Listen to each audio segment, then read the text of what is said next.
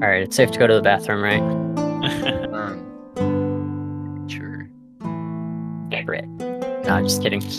I am all set. Alright. Well, welcome for anyone who is new. This is the first little session, not official session, but a session of my campaign that I started about a year ago at this point. It is May of 2023, so I started roughly around a year ago. And basically, this is just us picking back up from where we left off. And yeah, I guess to give a little bit of context, I think we'll have a recap video explaining things in better detail, but basically the party that I am DMing, they climb this mystical tower called the Tower of Heaven. It was sort of this tower that led to a whole other world. There they went through this world and climbed to the top of the tower, faced many hardships along the way, many trials, battled fierce foes, and now they are back outside of the tower onto the home continent, which is called Heyward. And since the time that they got out of the tower, it has now been 3 months since they have returned to their homes. And yeah, our first little mini session involves 2 characters. If you want to quickly just introduce yourselves. I am Cornith. I am a satyr bard, who used to be head over heels for the main baddie, but after a harsh breakup, I guess they're no longer on good terms. Ooh. And our other participant. Alright, I play Nil, the fiendish creature. They are a warlock, and they were cursed to have an appearance like a jester and a doll. They really don't have emotion most of the time, and kind of just exist with the world around them. And they've grown very attached to the party, and specifically Cornith as like a guide, kind of keeping Nil moving forward. So that is where Nil is now. Cornith is playing the daddy role. Or like supportive big brother role. Yeah, big brother, adoptive father. That kind of role. Yeah. And yeah, that's what we got going, y'all. So let's jump into it. This session will start out in Cornith's home village of Silva, which is in the country of Alderon.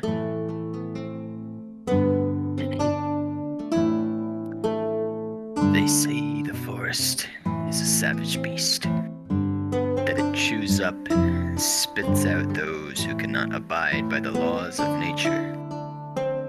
The forest can be a scary place, yes, but there are those who have conquered it and will continue to conquer it.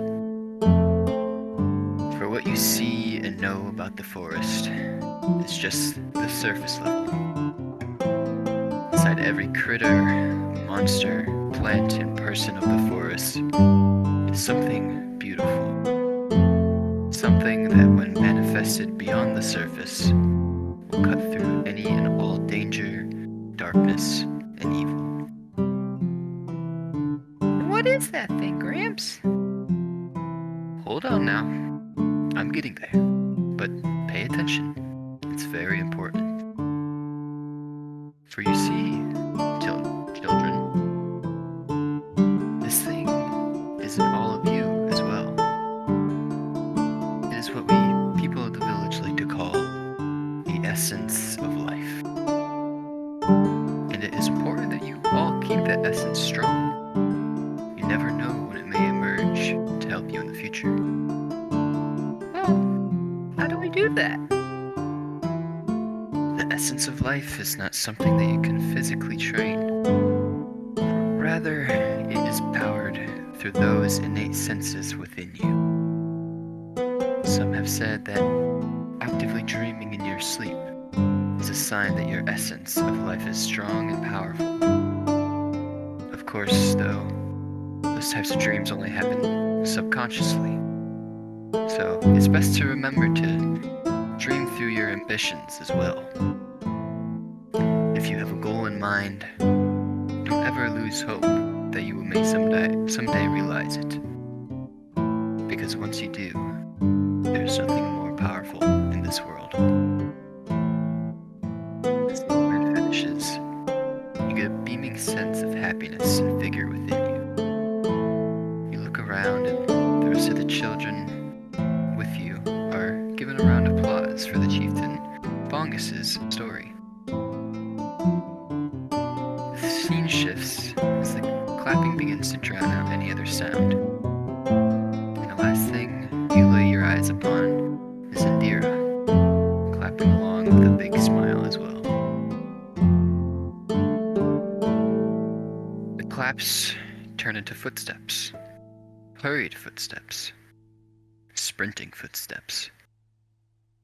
It is dark. The trees above blocking out the moonlight. A cold headwind as you dip and dodge bushes and branches. You feel yourself beginning to slow down. You've come to a clearing. Sitting in the center, a giant, rugged stone sits pointing up towards the canopy of leaves. The stone, a peculiar oblong shape. It's very jagged looking with many rough edges protruding upwards. However, perhaps the most disturbing thing is the carvings made out of blood that line the front face of this stone. The symbols are foreign to you, as they seem to overwhelm the rest of what is visible to you. As they start to expand, encapsulating you in an ethereal yet ominous glow, you fall back and crawl away. You look back towards the top of the stone and are met with a looming figure preying upon you. Slowly it stands up, revealing its full silhouette. Antlers, large claws at its side, and a very grisly figure. You blink, and as soon as your eyes open, once again, it jumps down and sort of just hovers right over you. You are now able to see a face of bone, the body of that of a large werewolf, long antlers with tassels strewn about, and one large eye in the center of the beast's forehead. It is silent as can be, standing dead still. Not even a breath can be detected. The image of the beast fades away as you blink, and the scene seems to fast forward. The beast is now facing away and walking with a slight limp back into the darkness. A woman is sprawled out on the ground with a deep wound on her back. You crawl towards her. The forest around you begins to fade away into black as your vision solely lies on this body. You reach her and push her over to her back. You hear a very faint groan from her.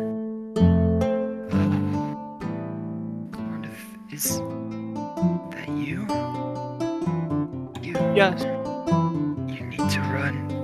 Get out of here. The sound of your mother's voice is familiar and reassuring.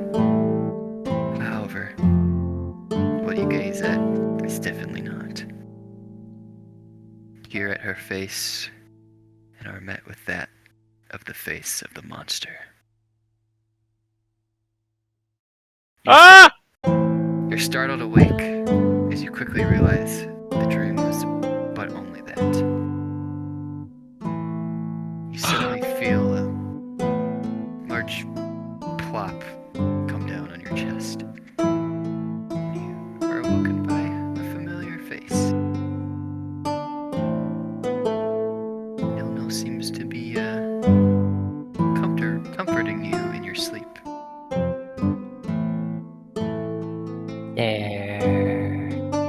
Stare. Hi. No, sorry, I had a bad dream again. Did I wake you up? Nilno's going to stare and then nod, making little bell sounds.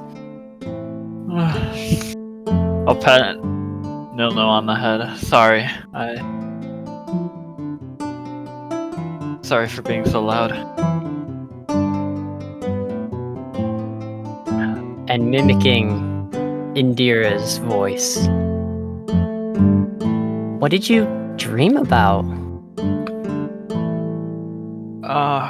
Well, I dreamt about when I was a kid. And then I saw the old village chief, and then I saw the rest of it's a little hazy, but I saw some sort of monster, and then I think I saw my mother.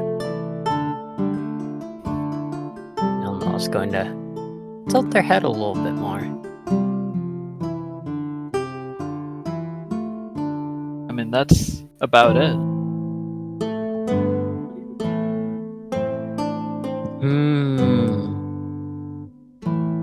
Quite a scary dream. Yeah. It was pretty frightening. I mean, if I screamed loud enough to wake you up, it must have been, right?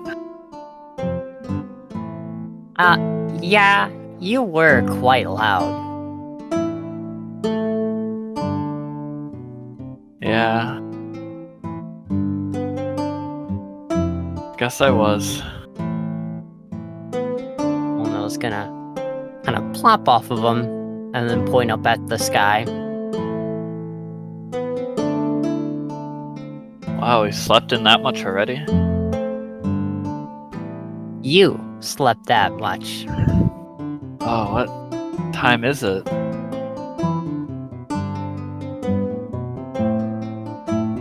It seems to be about 10 or 11 o'clock in the morning.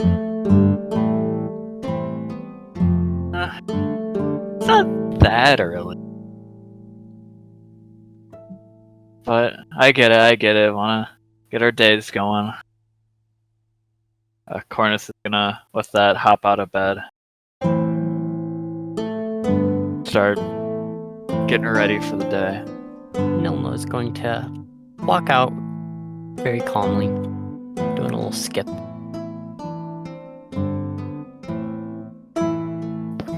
How about some breakfast?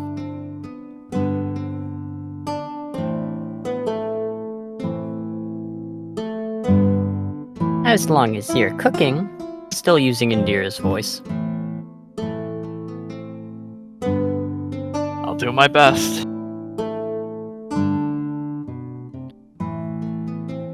Two of you get yourselves ready for the day. Cornith, you grab whatever gear you have, put on your clothes, and the last thing you grab is your wonderful sword called Leviathan.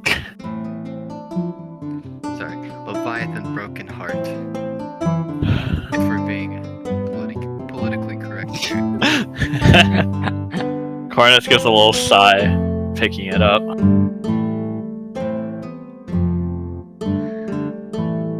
And yeah, with that, you guys head out of your little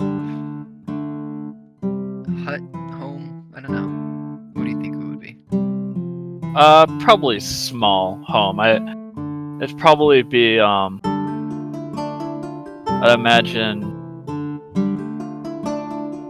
where one of Cornith's previous caretakers, when he was a child, lived and no longer needed. Okay. We'll call it a very small home. Fit for about 1.5 people, such as yourselves. And yeah, you guys head on outside. Sort of get into the village, center village. Seems to be a pretty normal day. Everyone's sort of up doing whatever they need to be doing. There are a couple of people sort of tending to some gardens right at the center of the village. There is a couple of just like guys collecting materials and moving some wood around. There is a small, like, little children's, like, group that are going around and, like, handing out something. Yeah, it seems to be a bright, cheery day in the village of Silva.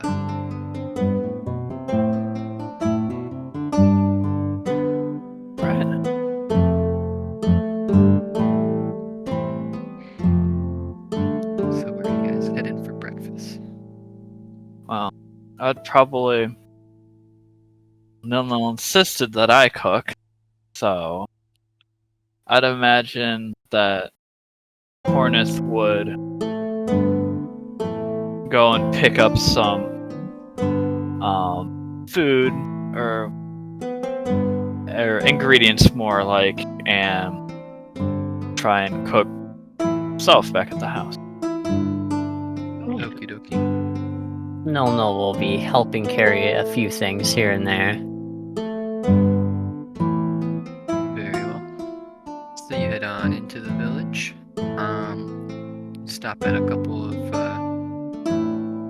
the hell is that making? I apologize if you guys can hear that. Sounds like not much. I have not heard. So yeah, you guys head on into the village. And you guys just sort of find a couple of nice little, like, local stands with some fresh produce and some fruits, you know. Good stuff. Now with that, probably head back.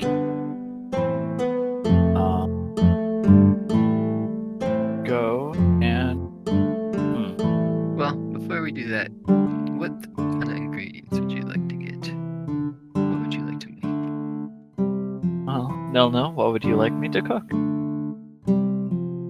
Nilnil's gonna kind of look around, people going about their day, and then point over at some eggs. You want eggs? What kind of eggs? How do you want them made? Nilnil's gonna stare at Cornith for maybe 5 seconds, and then kind of just bring their hands up and make an egg crack sound, and then continue to stare. Okay. Assuming that means anything that's not raw, so it'll be a surprise. Nilnil will nod quickly with making that same bell sound. So you head up to sort of the dairy stand, and as you're picking up your eggs and whatever else you need to cook. This little shop owner just starts to make small talk with you.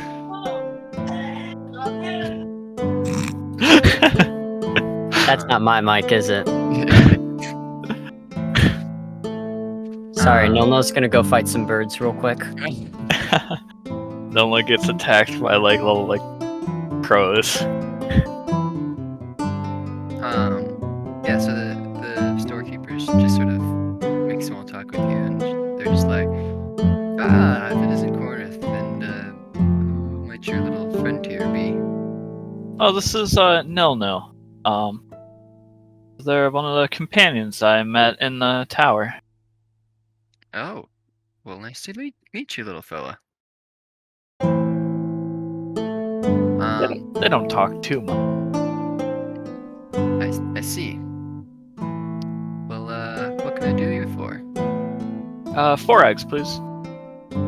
4 eggs. Coming right up. Say, Cornith, where's Indira?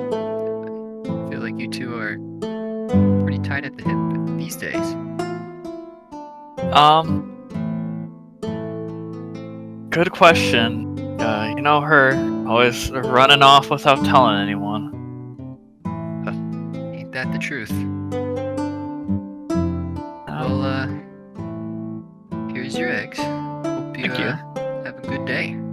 Hey, you too. And with that, you guys return back to your little bungalow, and you do cooking.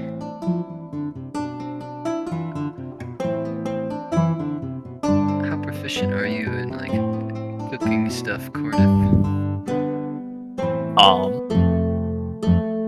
Well, I am not proficient with any cooking tools or anything, but I may or may not be at least okay at cooking. Might not be the best, but Sorry about that. Cornith tries.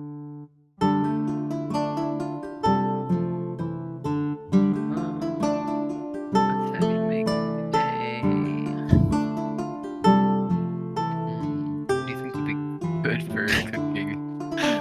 Survival Well, check, I suppose. yeah, I'd say that would probably be pretty valid. I will make those. Okay, 12. You're able to make sufficeable scrambled eggs for now. Sure hope so. So, sorry, what? I was gonna say, just have like, as Cornith's cooking, Nilno's just like sitting there, like fork in one hand, other hand just on the table, like very stiff, just sitting there, waiting the entire time, staring. So, yeah, you get together your 2 plates, one for each of you, and you guys sit down and start to enjoy your meal.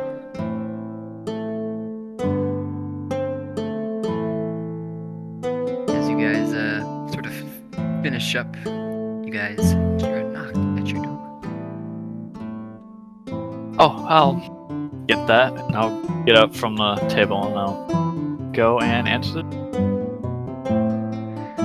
You open the door and you are met with the face of one of your caretakers from childhood. This is...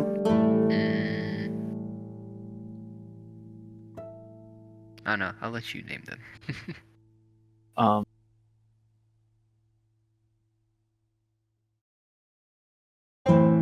Davis. Davis. Alright. Cornith. Good to see you are in good spirits. Didn't want to wake you earlier. It seemed like you were pretty deep in your sleep. But I've come over to ask a favor of you. Anything for you, Davis. What do you need?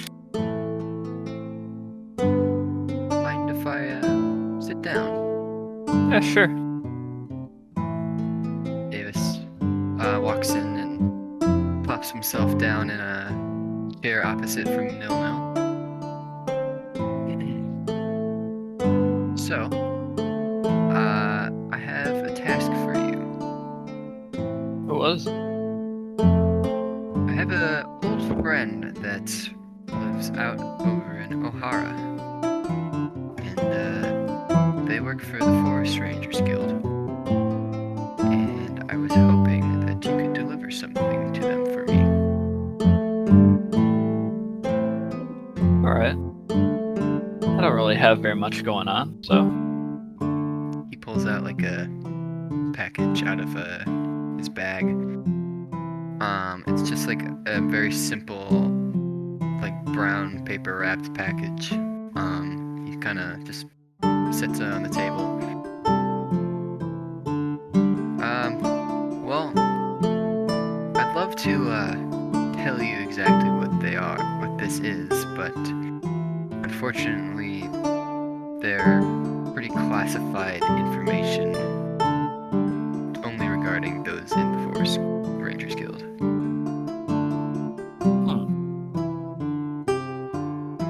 Why not have someone more, I guess, qualified pick it up? Well, I mean, you haven't been doing much since you got back, so I figured this was an opportunity for you to go out and explore a little bit of the country. Fair.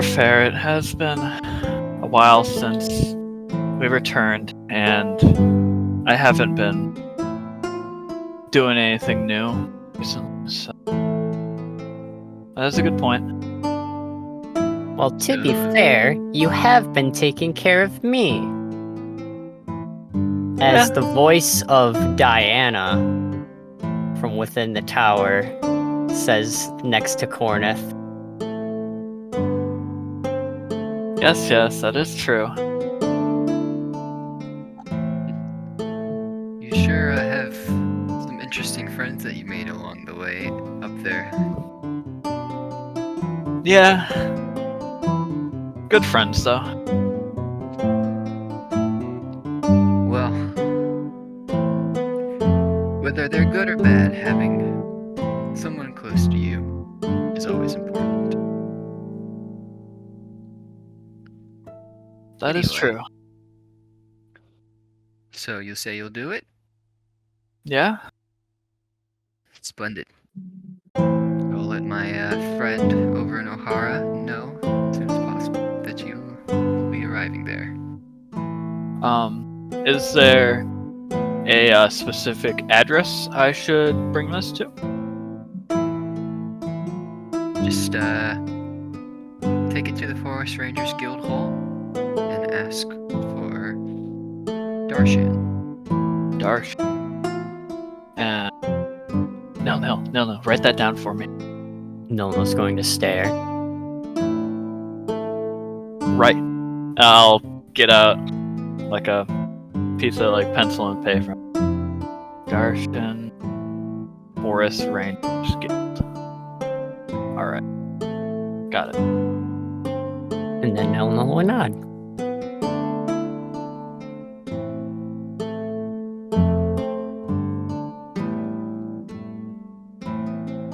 Is there any is this like an urgent matter? Or is there is this like a matter I must make haste for, or is it just Oh, you know? no. Well, these are classified documents. They don't need to be delivered right away. But I would say if you can at least be there within the week, they'll do.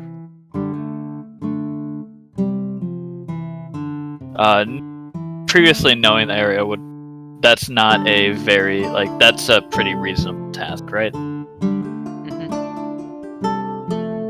Alright, will do. Wonderful.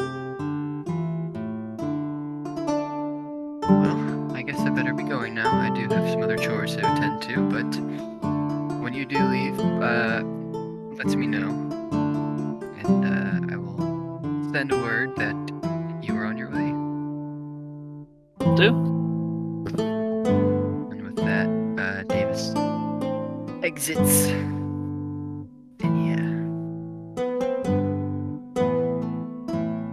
Nilno's gonna look over at Cornith. Once again using Diana's voice. You're not lazy. Well, I'm not lazy, but I mean, since leaving the tower, I haven't really found a new calling or use for myself, so. You've taken care of me. Nilno will cross their arms. Turn away a little bit. Guess being a big brother is a lot of work, but I mean, I guess that's whether that's something to, or that people consider to be a worthwhile, or not worthwhile, a time-consuming enough job is debatable. Things will be fine when Indira gets back. Yeah, I'm sure. And Nilno's gonna kind of high step away. Bum, bum, bum, bum. I'll catch Nilno before they go out of the room. So, when do you want to leave? Should only take a couple days, but we could leave today if you want. In the same tone and pitch, Nilno is gonna say, "But you're not lazy." And then nod. I mean, and Cornith will like make like a little like face and nod back. Well, I mean, I'll start packing things for our journey. Nilno's gonna nod, making a loud bell sound. Make sure to bring all the goods back that we used before. I'm going to change. And then Nilno will continue to high step away. And Cornith will go and repack his adventuring gear and maybe, yeah, go pack the adventuring gear.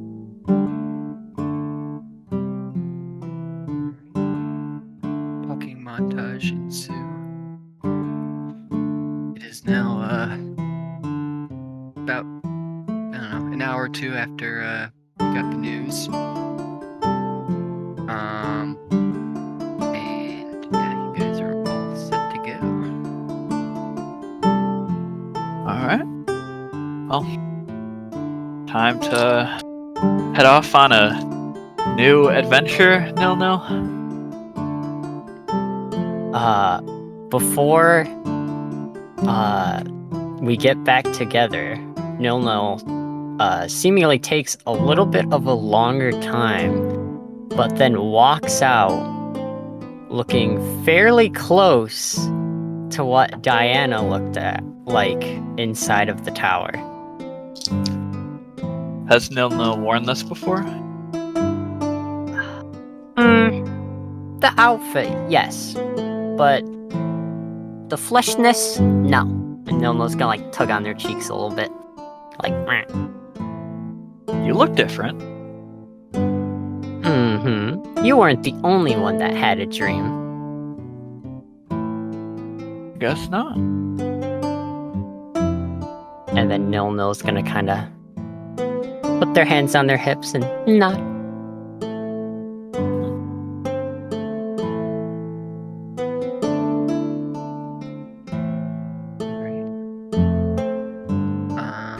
Yeah, so you get the last of you guys' things together, and head on out.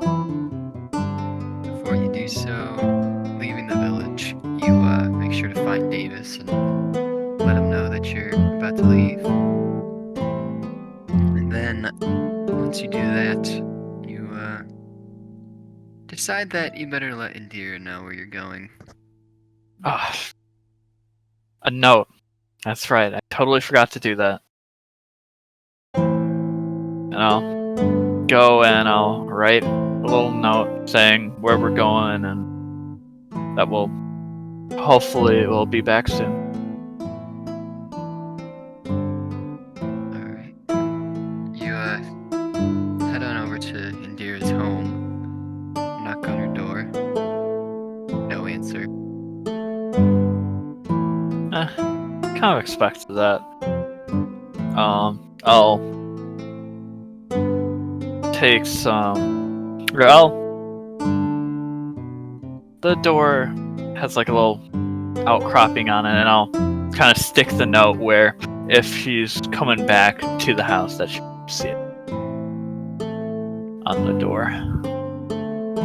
Alright. You kind of slide it into the door and make sure it's kind of just sticking out just a little bit, just enough to see. With that, you guys are ready to go. I guess we're off then. Two of you, or at least Cornith, you know O'Hara to be somewhat northeast of Silva. Takes about a 2 days journey. And you guys head on over to sort of the edge of the village. As you know, Cornith Silva is lined with these stone pillars that have sort of this like magical aura enveloping them to keep monsters away.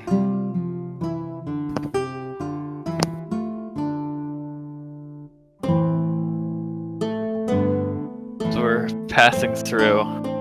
Cornith is gonna like gets like a shiver down it. So that the feeling of going through those I never got used to it. We'll nod slowly and then lift up their chest a little bit. Walk a little forward. You have a friend this time. That I do.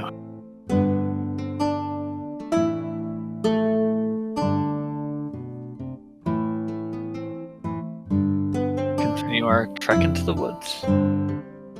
Yeah, so you guys head out into the woods. It's you guys left about in the evening sometime. So you do know it's going to get dark soon, but we're determined to get on the road no less. So you guys sort of walk as far as you can until it starts to get dark. On your sort of little first leg here, the forest is pretty tame.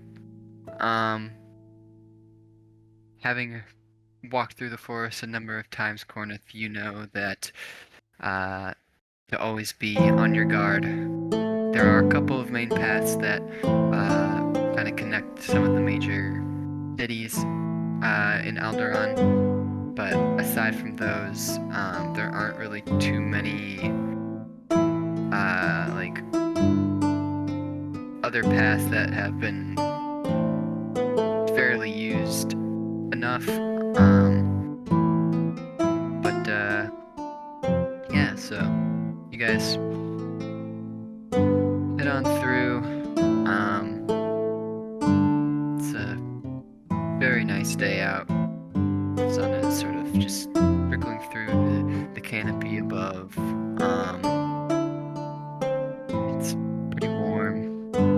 Yeah, everything seems to be pretty peaceful for now.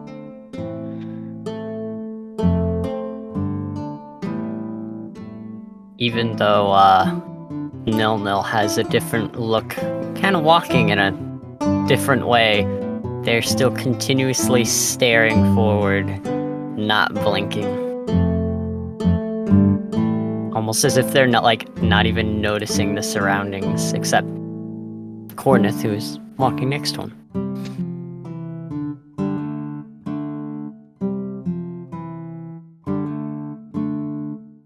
looks like it's gonna get dark pretty soon. We should find a spot to take shelter. Oh. Shelter in the forest. Well, make camp, whatever you want to call it. Make a place to sleep. Well, I guess since no one's here then, Nono's gonna like kind of pack their dress a little bit, and then with like a transformation, and as the clothes kind of disappear, Nono will kind of pop back to their normal look with a little bell jingle. Alright. Nono's just gonna start picking up just like small sticks. That's a good idea. Well, we can make a fire for you, but we can't keep it on. Who knows what will attract. Have the both of you make another survival check, please. Or another one for Cornith. But no, also make one. Ooh. To use a bardic inspiration, I'd have to do it beforehand, correct? Yes, I think so. Okay. So then it's a 10. I got a 17. Cornith got perfectly in the middle. No. After you kind of collect the first couple of sticks, you kind of just sort of get into a rhythm of just finding stick after stick, and eventually you just sort of pile them up, and you kind of like start to construct some semblance of like a fire. You take a second to think about how you're actually gonna light it though. In Cornith, you don't really have as much luck finding sticks, but as soon as you guys sort of return to your spot, you see all the sticks that Nil has gathered in the sort of makeshift fire that they have constructed so far.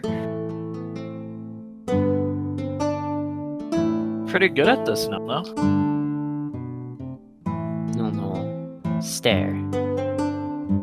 And then using Indira's voice, I had a goal. And then point at the makeshift fire.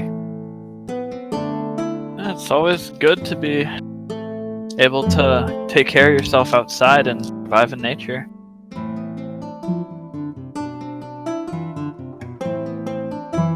Nono will stare, then kind of like slowly tilt their head, and then point back at the fire. Good job. Not like patting on the head. Just a little bit of bell sounds as they kind of pat, pat, pat. And I'll get dinner going. Alright. Luckily for you, you picked up a couple extra things when you were at the market earlier. Yeah, you guys get cooking away. As you guys are sort of just sitting there listening to the roar of the fire, you guys kind of think back to your time in the tower, your days of adventuring with the group, just sort of think about what they might be up to.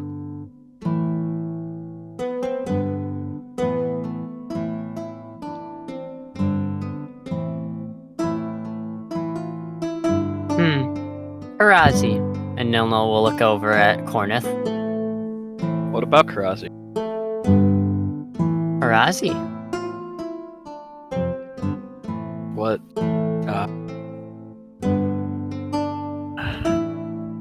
Yeah, Karazi. Nilno's gonna kind of like lay back, just on the ground, Are you wondering what Karazi's doing? copying a very off-tuned Satiros voice. I wonder what he's up to. I don't know. It's been a while since we've seen him. Nilno's gonna put their hand to the sky. Free money. They kind of put their hand down.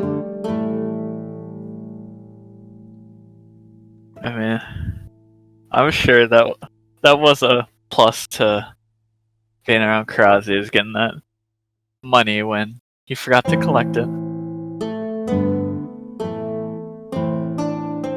If there's one person to be calling irresponsible, it's him. How do you forget about free money? Nilno will just kind of sit up a little bit and just stare. Yeah, that's what I'm saying. Continuing to smile and stare.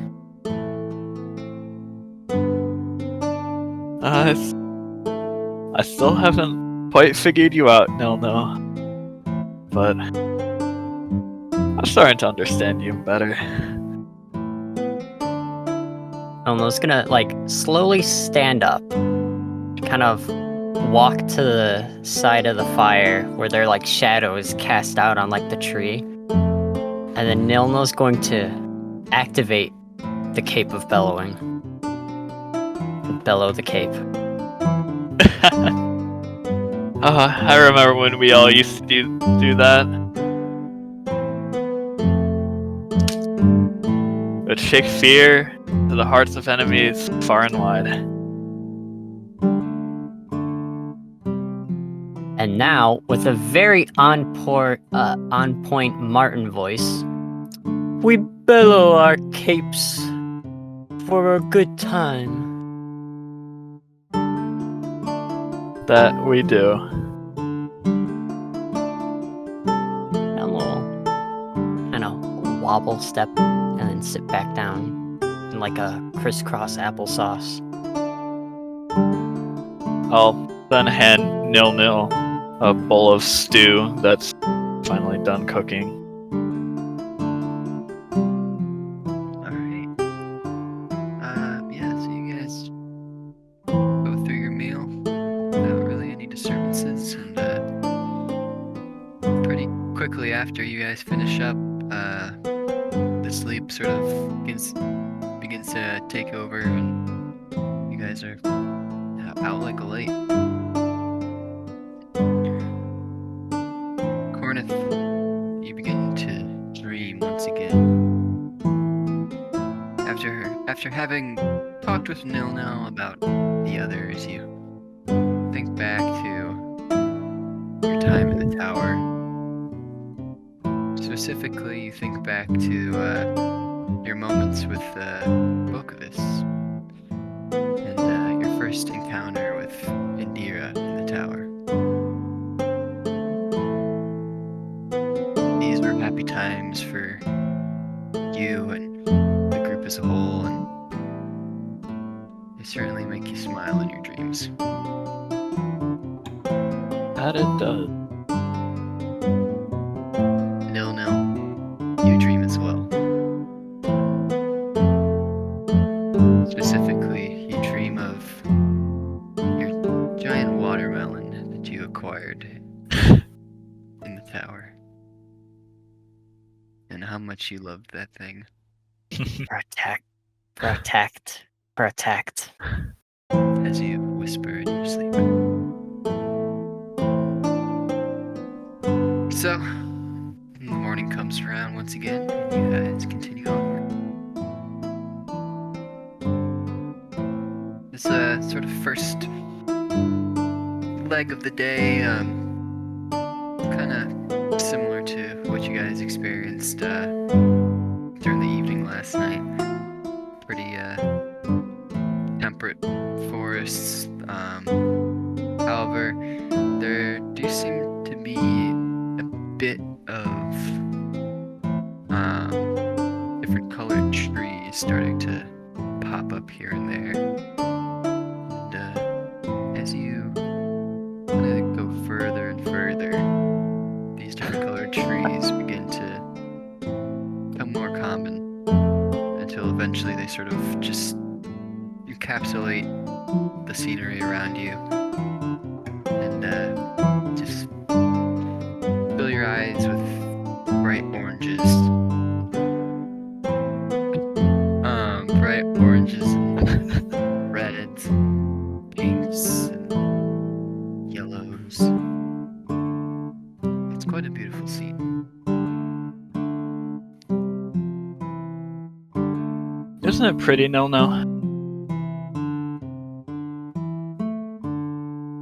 Nolno's gonna like look at the different trees.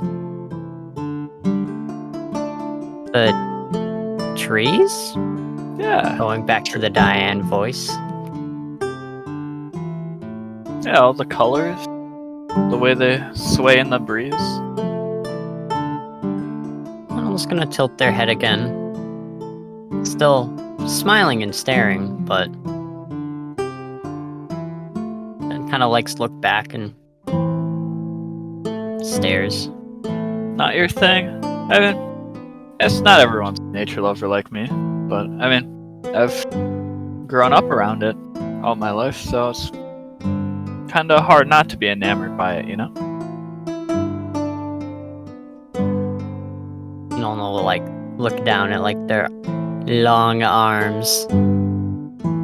Do the different colors look nice? Well, yeah. Can you not see? Like I'll like point to like two wildly different colored trees. Do you see a difference? Nolno's gonna stare at the trees. And then after maybe an unsettling few minutes, look back at Cornith.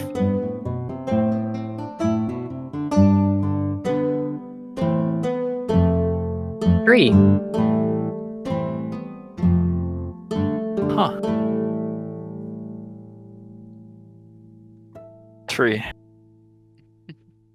And Nolno's gonna kind of stare at the two trees again. I mean, point dilly-dallying so long, but let's keep moving. But what do you think's in this box? And I'll take out the object that was given. Can you describe what it looks like again? It's basically just a small cube-shaped box. I mean, it's basically just like wrapped in sort of like brown papering, and it's got like little like strings to sort of keep it together. What do you think's in here? No. Nolno's going to stare at the box, kind of step a little forward to it, just kind of looking at it. And while being close to it, Nolno will try to like feel if there's any sort of magic coming off of it as they stare. You don't feel any magic. Nolno's gonna look up and copying Cornith's voice. Medicine. Could be. Though I don't think our medicine on Silva is very much different. But who knows? I'm not a big... I have a little bit of healing experience here and there, but I mean, I don't know too much about that.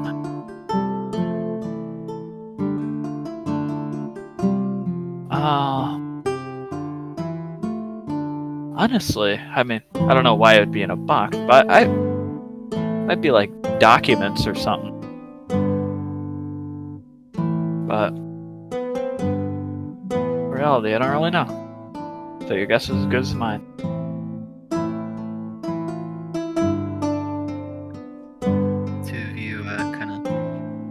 stare back up at the colorful canopy above, and all of a sudden, out of the corner of your eye, Nil, you notice a small pink insect come fluttering down. It's got like very bright pink patterned wings, and it seems to be giving off some sort of like aroma that's just sort of like wafting off of it. It's very visible, almost like a sort of pink dust-like pollen that's just like flowing behind it.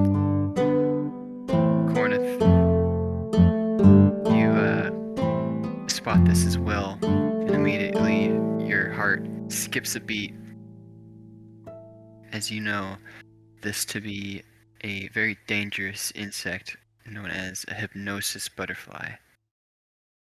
You know that these insects are known for hypnotizing their prey into sort of like sleep-like state, and then these insects go and sort of infest within their prey's body, laying eggs and doing all sorts of weird shits. Nil is going to point at it. Creature. Does seeing that now, would Cornith know how these, like, the dust, like, affects you? Like, is it something that you, like, have to breathe in? Or It's would I know? sort of a small airborne-ish type of dust. So you know that if you either get it on your skin or if you breathe it in, it can become very effective very fast. No. We need to get away from this now. Cover your face. Nil is going to like grab the little dangle things on the side of their head and like push them in front of Nil's face and like turn around and start kind of like skipping away. How close is this this creature from us? It's about 10 to 15 feet sort of above you guys and sort of like to your right a little bit. Take no chances. I'm gonna take out my Leviathan Broken Heart Sword and attempt to use Ray of Frost on it. Can you roll hit? That is a 15 to hit. Okay. Yeah, pretty easily you're able to strike down this butterfly, and as you sort of freeze it, it just kind of limply falls to the ground. Is the, like, after this thing falls, is like the pheromones or whatever it is still in the air? Do those start to, like, recede? Pheromones, they don't really linger too long. They're more so attached to the butterfly and just sort of like follow it around, just sort of like this cloud veil almost. So as soon as you strike down the butterfly, the pheromones and aromas and dust kind of just sort of dissipates.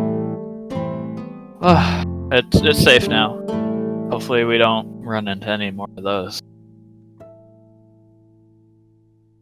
Nil, who's like 20 feet away, kind of like curled up into a ball, is just like sitting there, and there's their heads poking out of between their little dangle bits, just staring at Cornith. I'm gonna look around. Can I see any other butterflies or any other creatures, I guess, in general? No, it just seemed to be the one. But you do get the sense that this could be an area where they might nest or just live in general, so you don't really want to take too many chances.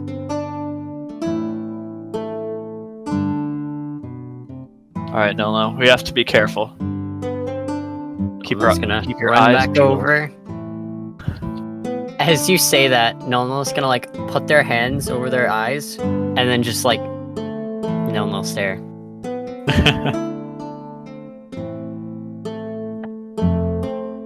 It's like you have your own set of binoculars. Nolno will kind of continue to walk forward, though very much avoiding the butterfly on the ground by like a more than needed distance. Alright. Yeah, so, you guys slightly change course, and kind of make your way back, like, towards the edge of sort of the, very colorful part of the forest, and just sort of, follow sort of that edge where it is. And yeah. The rest of the day, pretty normal. And you guys are able to get through without any trouble. You guys do stop for lunch briefly, but quickly go through that and head back out again. And yeah, we come to sort of your second night. From your time traveling, you guess, Cornith, that you're I time probably traveled? Mm-hmm. Sorry. You guess that you're probably still half a day away, maybe a little bit more, so yeah. Still got a ways to go, Nilno, but can make camp for here. Make camp.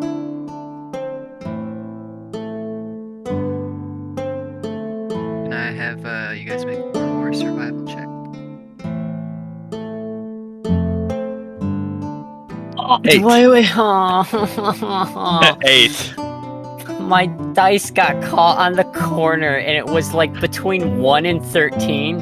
And no, of course it had to lean to the 1. I got a 4. And I've gotten 2 less each survival check. Man, I should use Bardic Inspiration next time. Fuck. And with that, Nilno, using a very familiar voice, if only bloody Oakenshire could do the work for us. If only. Bloody Oakenshire. So, you two are still a little bit frazzled, just a little bit on edge about seeing the butterfly earlier, and just are a bit more cautious about where you guys want to set up. Eventually you kind of just plop down after getting really tired, and you guys don't really even try and like gather up materials. You guys just kind of find whatever's in the general vicinity and just use that to start a very small fire.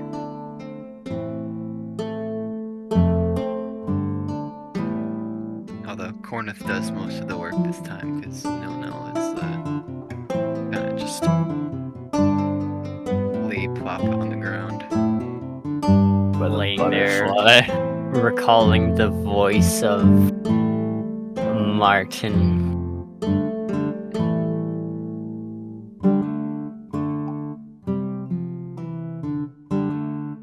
So, once again, dinner goes by pretty smoothly. You guys just sort of use what rations you packed. And pretty soon after, you guys kind of begin to slowly drift off.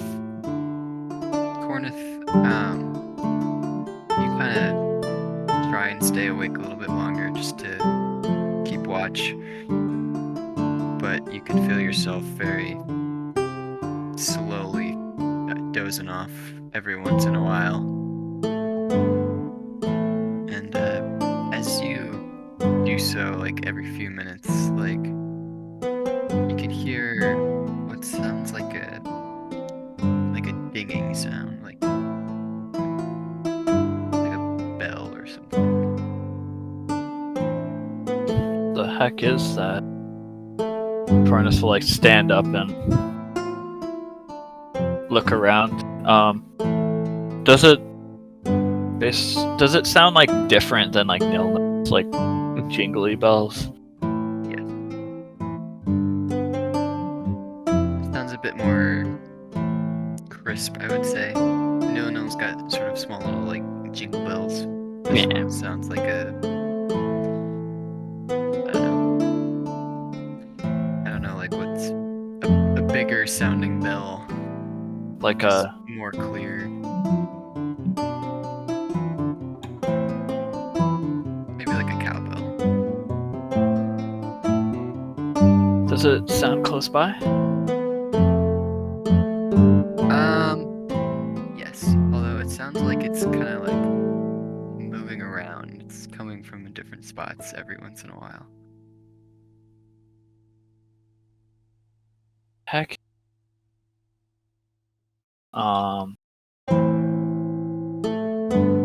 Does it? So it is nearby. Is our fire still lit, or is it out? It's very. I mean, it's lit. It's very dim. It's like just about to go out. So, Cornith will. No, wait. Nono's gonna just kind of be like looking at Cornith. You hear that too? Nono's gonna grab hold of the little bells they have and then nod. So you guys wait.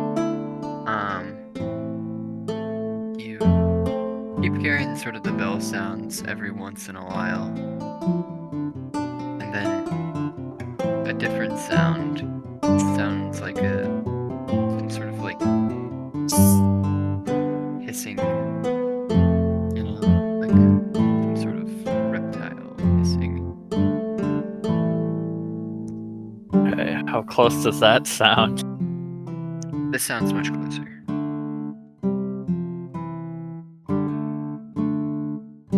No. I think something might be coming. Get ready. With that, Nono's gonna do like a little roll backwards onto a tree and then cast minor illusion and become a rock. Well, that is ready. And I'll take up a defensive stance and I'll wait. Direction. That's coming. Have you make a perception check. Okay. I'm gonna use my.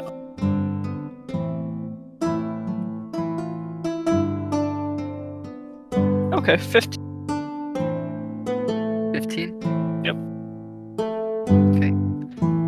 Yeah, so you just keep sort of darting your head around in any and every spot, and eventually the bell sound gets super clear that you can tell like what direction it is actually in, and it sounds like it's coming from above you.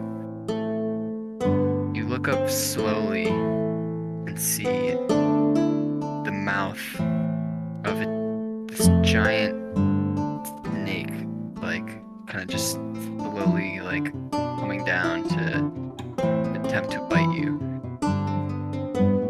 Fuck. Well, I would like to try and get out of the way. Okay. Can I have you guys roll initiative though? Okay. Ah, you're funny. That is great. Wait, what? Oh, actually, no, that is. I mean, that's still not great, but that's an 11. You know, for D&D Beyond, I'm not used to seeing the natural 20. So every time I show up, I'm like, is that a 1? Nope. Of all the times. Nice. The rock goes first.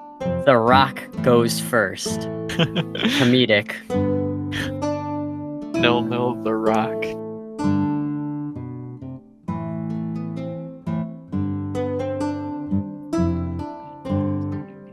Sorry.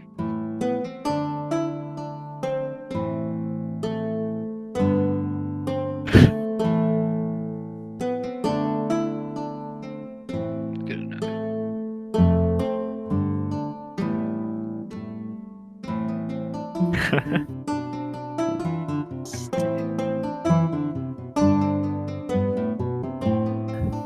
It's like Nilno only stares one way, but the energy that comes from the stare is different. Yeah. It's like they only make one face. But it just feels different. The like new look would look a little more like animated besides like the staring. Would it? The new look as in... Like when you like look like Diana. Oh Like, yeah, as the skin. Diana, yes. It's more expression, yeah. Because it is, in fact, face. Yeah. True. Well, unless the You guys put snake your rolls in the chat. can.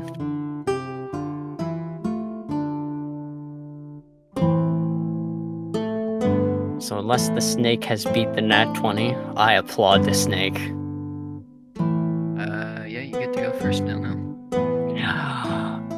Perfect. So, from the rock, as if they were ready, Nil is going to fire 2 Eldritch Blasts. Like a little anti-air turret of snakes. First one is a 21. That would hit. So with the might of a Piao, Nilno does an exceptional 10 damage. Alright. And then as the second one goes through, breaking the cover of the rock, 18 to hit. That also hits. With another mighty Piao, 12 damage. Alright. Very nice. As you sort of launch these Eldritch Blasts, one of the sort of hits the snake kind of like directly in its mouth as it like hinges back from the fire damage. And then the second one kind of strikes it kind of up towards the body, I guess. And the snake kind of takes great offense to this and sort of goes for you, Nil. Are you done? Sorry. Yep, that is it.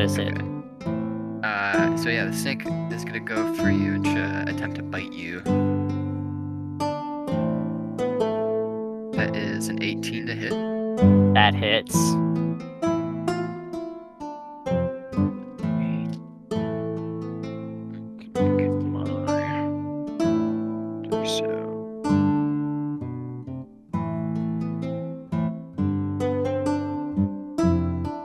No, damn it.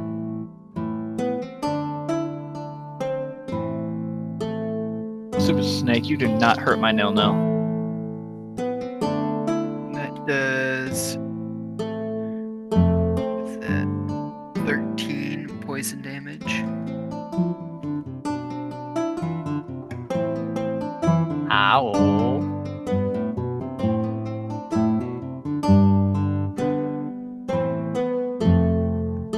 that all the snake be chomping?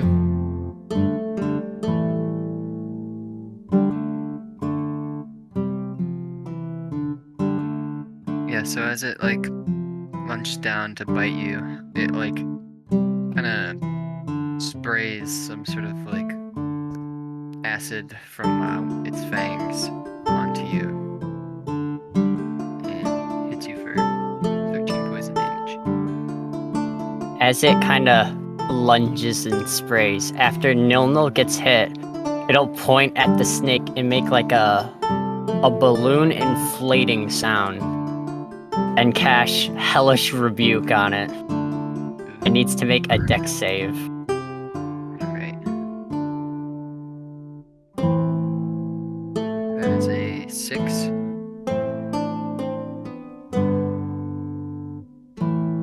So with a mighty balloon sound and a Nilnil will explode the snake for 41 damage. I don't know. How do you want to do this? No.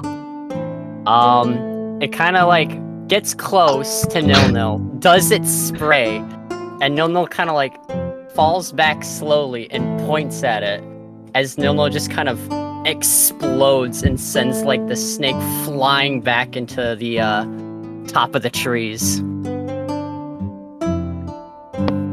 Cornith just like looks at this like stunned. So as you balloon and thus explode the snake guts kind of just like fly about everywhere in the area. And you guys hear the bell sound once again and see like a small like actual bell attached to sort of the end of its tail just like fall out of the tree.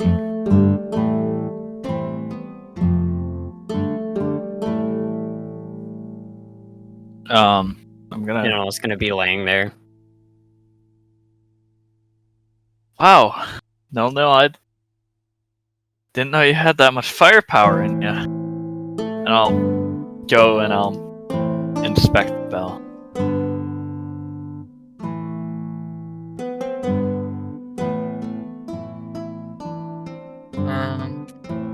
Yeah, so you go over, just take a look.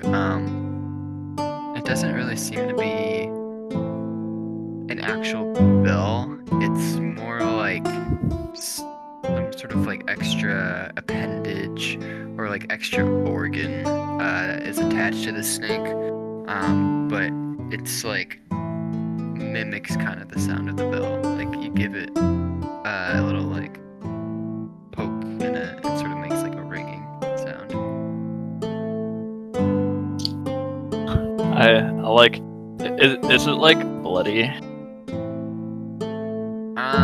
Not necessarily like the actual organ bit, but like the end of the tail there is bleeding pretty good. I like pick it up with like with like my fingers, like I'm picking up like something gross, and I'll like hold it up and I'll like ring it. And I'm like, just like you, for real.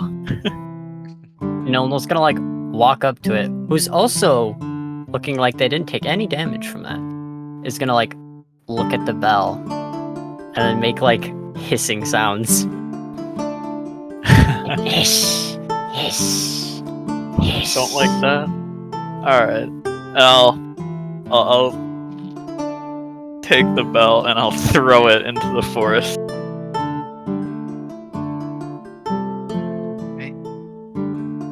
Are you hurt at all?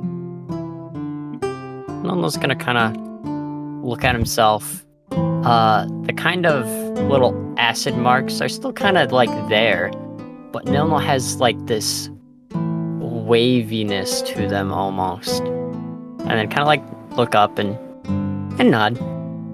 You want me to patch you up? Nilnil's going to like go into a T-pose and then nod. No, I will have heal. I did about the same. Heal 6 damage. canopy from you. Nelno is going to make a cheerful but quiet bell ringing sound as they kind of dance around a little bit.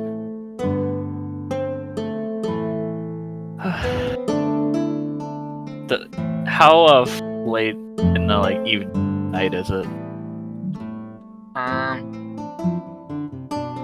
Does it look? The moon. The moon's probably right up above, so it's probably about midnight. Well, still got quite a bit of the night left. I guess let's do our best to get a little more sleep, but I'll keep watch for now.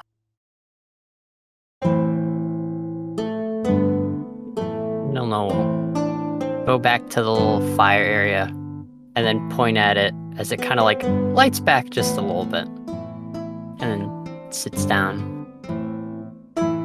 That was a prestidigitation too.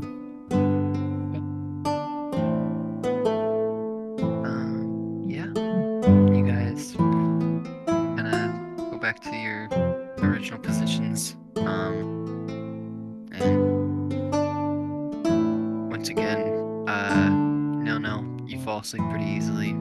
Cornith, you kind of keep watch once again, but you are just so tired from the stress of the day that you just pass out. You do not really have any dreams tonight, but you guys wake up safe and sound in the morning.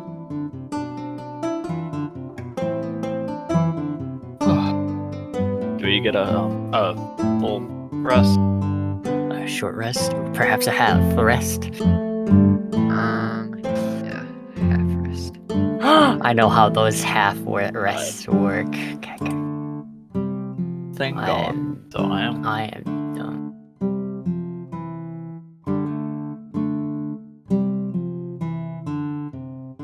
Actually, we don't really have half rest in this campaign, do we?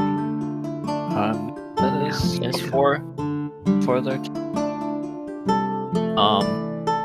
I guess I just the most part remember right now, but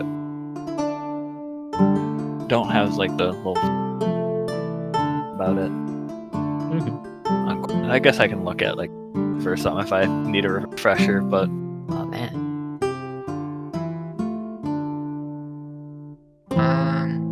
Yeah, so you guys wake up in the morning feeling like PD day. that we do. Although you don't know who P. Diddy is, because this is a completely different world. But you certainly feel like him, whoever he is. I sure do. And, yeah, you continue on your way to O'Hara. This last leg of your journey, it's pretty uneventful. You guys do find a small outcropping of berries that you guys sort of gather and just snack on. And then yeah, eventually you kinda reach a point in the forest where it becomes a very large clearing. Just opens up into this giant river valley. From sort of the top of the hill leading down to the river valley, you can see the river. Out to your left, you can see what seems to be a giant just swath of farmland. And sort of out and a little bit to your right, you see a massive just oak tree sprouting up among the rest of the tree canopy. And while you have not really been to O'Hara much in your life, Drew, you do always remember there being this giant tree there.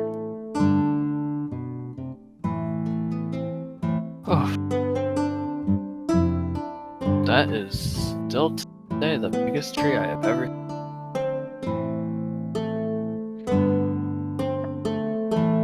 Noel's gonna think about that for a moment, and using Satiros's voice, still a little off-pitched.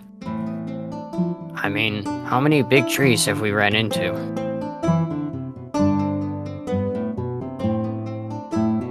Not very many. But I mean, this would be the biggest one you guys have both seen. Noel's gonna nod.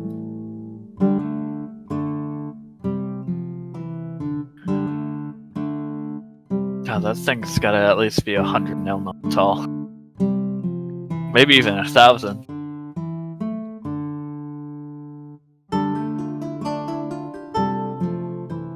Noel stares. Well, let's get on. Deliver this packet. We're gonna take a short break. I'm gonna go to the bathroom, grab some water, and then we will continue in like 2 minutes. All right, I will do the same. We'll also. All right, 2-minute break. Ah.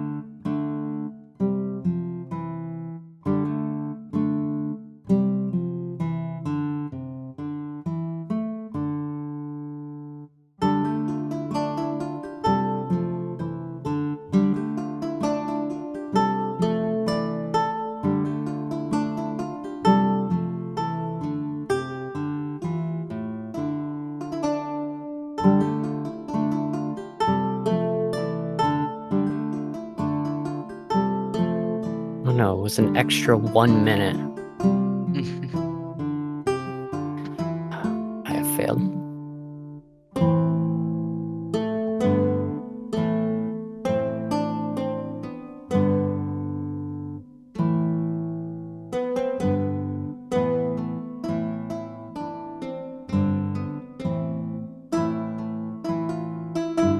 string cheese. That was 2 minutes, Drew. What are you doing? I was getting string cheese. Bitches, string cheese. And I'm vicious. String cheese. I love string. String cheese makes me go rah. There you go. Man, that's been our theme tonight. Well,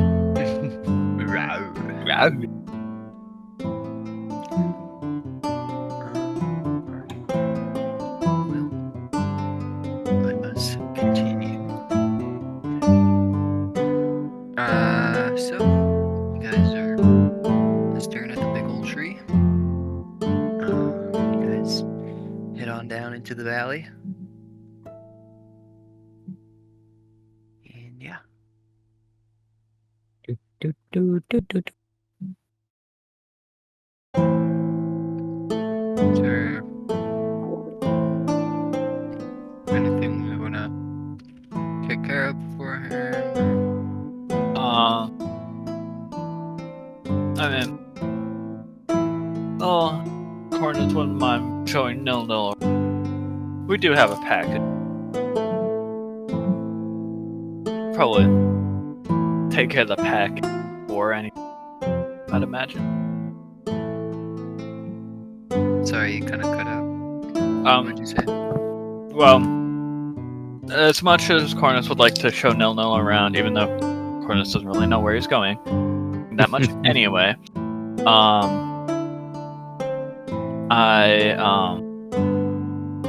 we should go and take care of the package. That is our job, and they're probably waiting for it. Cornith would probably want to do that. Sure. Yeah, so the city of Ohara is sort of situated at the base of this tree trunk.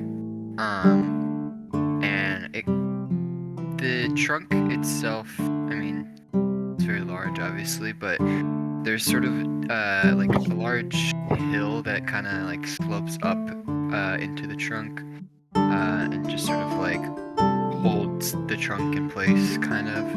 And that is largely where majority of the city sits.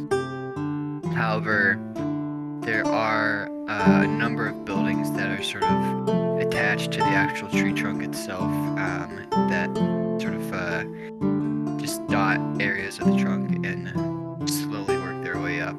Not all the way to the top, obviously, but they do go about a quarter of the way up from the ground. You have never been to the Forest Rangers Guild Hall, so you kind of just left trying to ask a few people.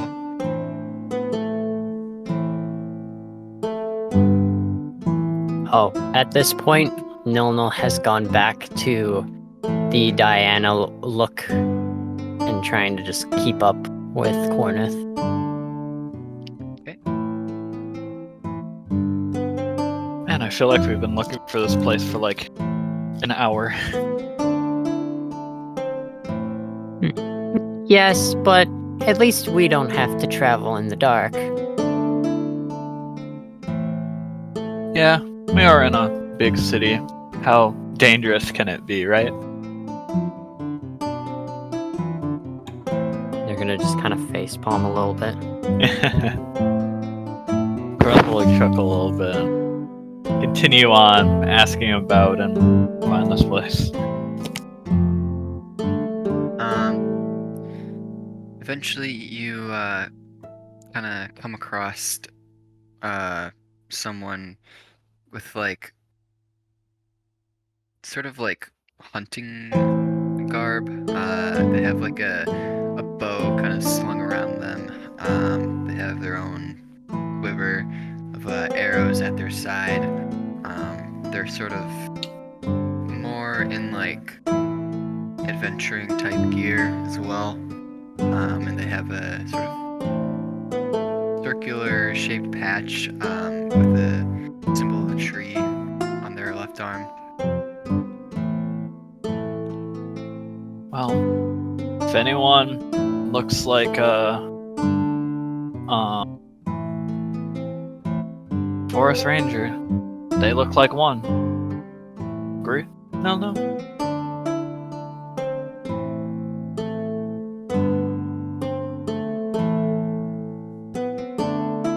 Cornith will just shrug and like wave down the guy.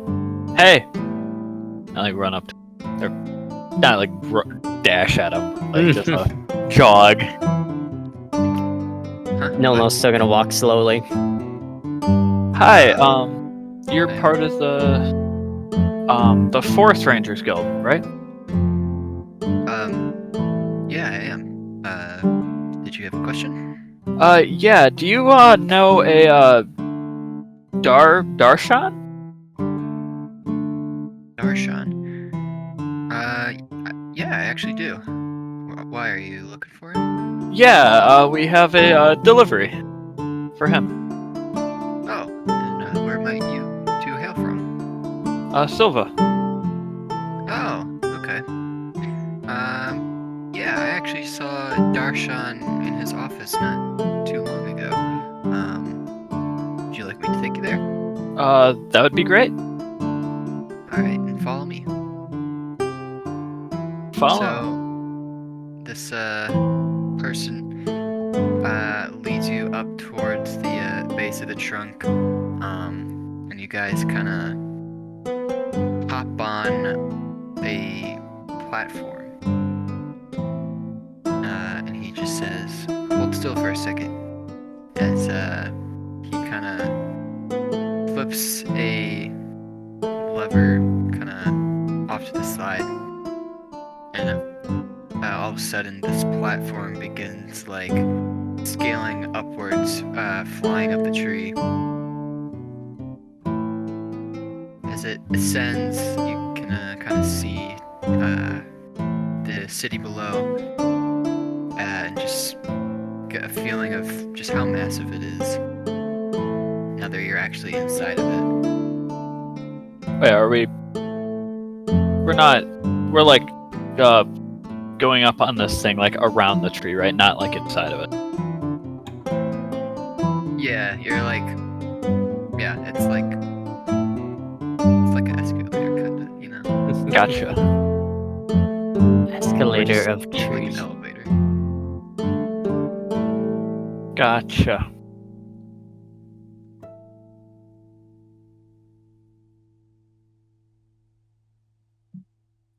Yeah, so on your ride up, it takes about 5 minutes or so. This guy just sort of makes small talk with you guys, just kind of ask you what you guys think about the city, and what's happening over in Silva, blah blah blah. Yeah, nothing really new. It's peaceful. Yeah, the usual. Yeah, I've always dreamed of a quiet life at some point in my life, but right now I'm still dedicated to my work with the guild. But perhaps when I'm old and retired, maybe I can settle down there, live out the rest of my days in the quiet village. That's nice one. You've Peace been is a always ranger. good. Yeah. You've been a ranger for a long time. Yeah, about 10 years at this point. Wow. I'm actually just about to take out my first squad here in the next few months. So if we have the chance, maybe we can stop by. Oh, that would be great.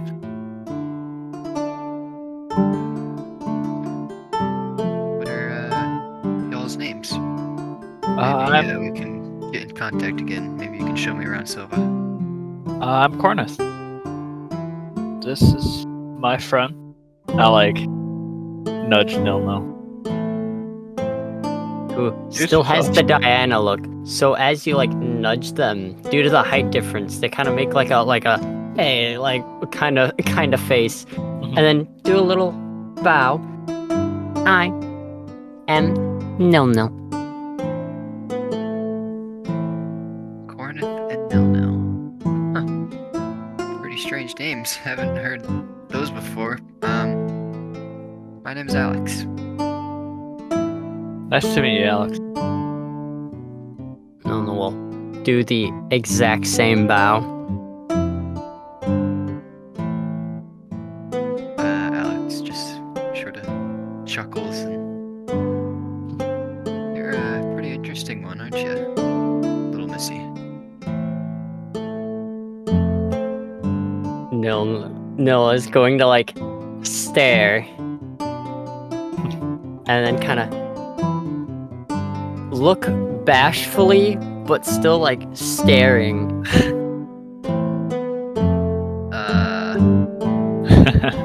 Anyway, it looks like up at the top finally. Alex quickly hops off the platform and Nilna's gonna get ushers you behind to do the Cornith. same. Nope. So at the top here, it's kind of two pathways that lead to both the right and the left, just circling the tree. Alex leads you down the right pathway, and you guys sort of do another little ascend up some stairs, and eventually you reach a kind of just blank spot up the tree.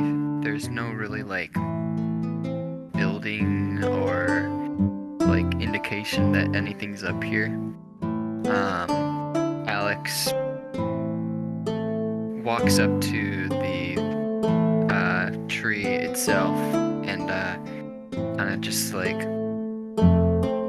presses his ear kind of up towards the wall of the tree, and he just gives like a nice little like knock.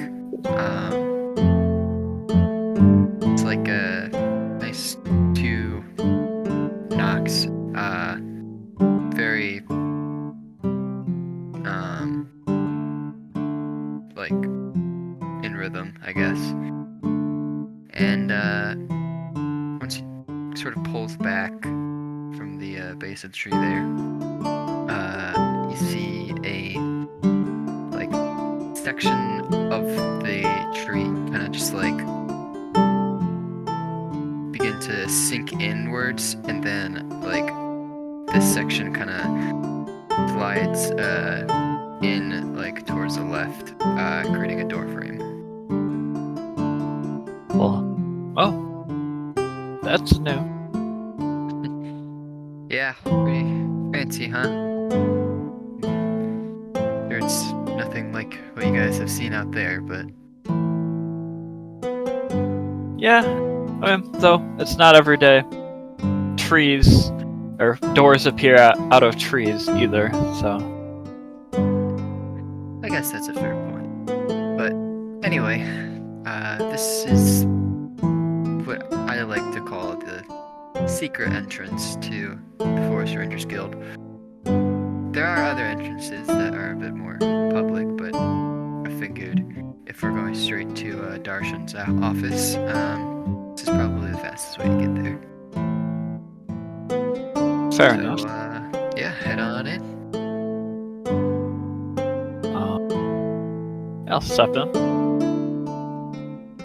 no close behind.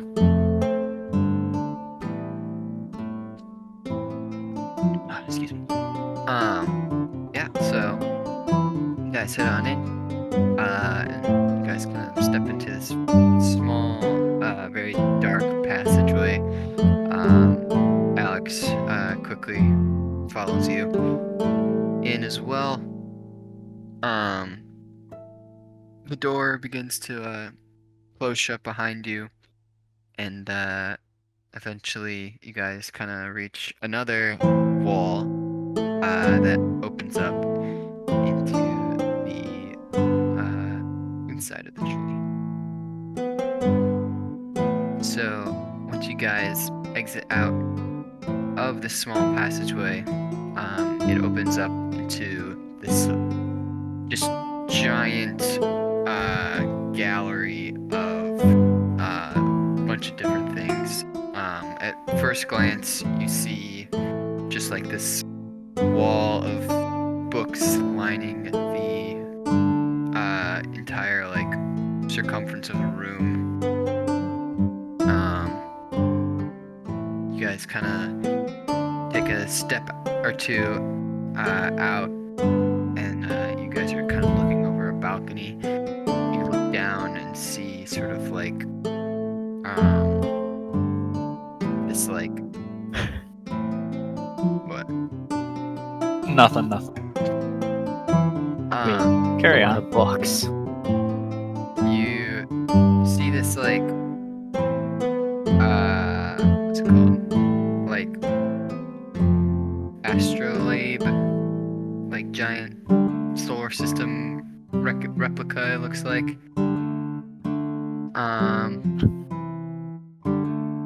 And yeah, kind of up top you see a couple of like hanging platforms. Each you can't really tell what's on each of them, but it seems to be like some sort of offices of some sort. And sure enough, Alex points to the one that's closest to you and says, "That's your guy's destination. That's Mr. Darshan's office." All right. Well, thanks for showing us the way. No. We, For the run into third each other time. again. No will bow. Thank you, guide. Anytime. If you guys are looking to get up there, I would take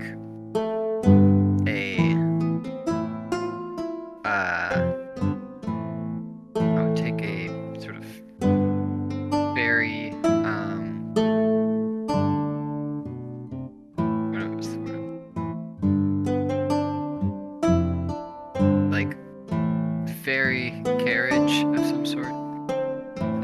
Alex kind of explains that just go over to like the opposite end of the gallery here and ask for a ferry carriage, and that will take you up to each of the platforms. All right, will do. Thank you.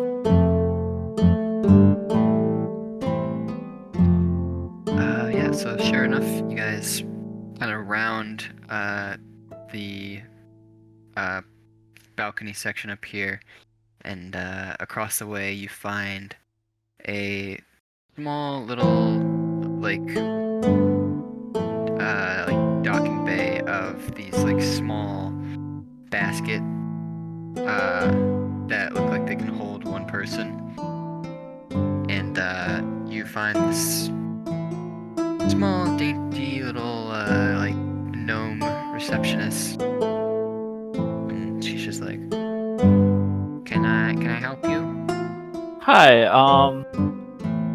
Could we get on the trolley? We have a package to deliver for Darshan. And who are you delivering this package for, sir? Darshan.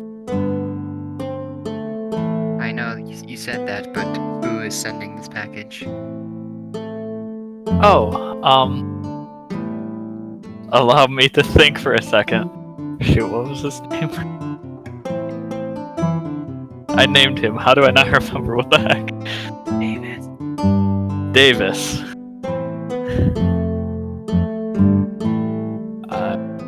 It's from Davis.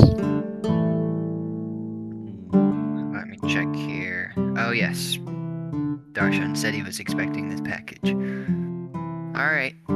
Step to the side, and you can hop in basket 1A, and a ferry will be around to fly you up.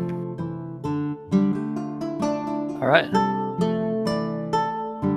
So, these baskets are kind of like hot air balloon shaped, just on a much smaller scale. Basically, it's a kind of woven wooden basket with two poles on either side that go up and sort of come together into like a handle at the top.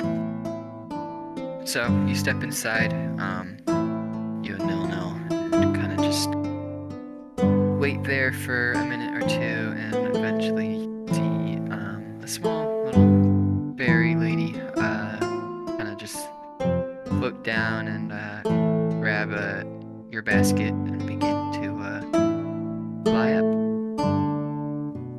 So you fly up to that first platform that I mentioned, and she very gently lets you guys down and says that you will wait here for you guys to return so she can take you back down.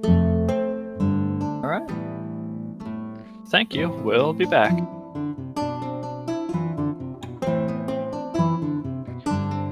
So, on top of this platform, it's sort of a like docking area outside with sort of this large dome building covering the rest of it. So you head on inside, and it's just basically like it's just like one hallway of like doors on either side. Alex didn't really tell you which door, so you guys kind of just like check, or I guess, I don't know, what do you want to do? There's 3 doors on either side. And is there like no other people? Not in the hallway. Are any of them open, or are they all closed? 2 of the ones on the left are open. There are none on the right that are open. At the end of the hallway on the left is the only open door. And is there any like nameplates next to any of the doors, or like anything to like help like tell whether each or what any of them are? There is, however, they are written in Elven, so you can't read them very well. That I cannot. So you kind of just like walk down trying to observe all the names, and then you come to this last door on the left, and it's written in Sylvan. That I can read. So you open the door slowly, and you hear kind of this like rugged, like hoarse-sounding voice. What? Hi. Who's there? Are you Darshan? Who's asking? My name is Cornith, and I'm here to deliver a package. Package, you say? Who is it from? Davis. Ah, why didn't you say so? Come, boy. Come in. He invites you inside. Why don't you, take a load off? I'm sure it was a very long journey from Silva. Yeah. It wasn't too bad, but, long walk. Can I fix you any tea, water, whatever you like? Sure, I'll have some.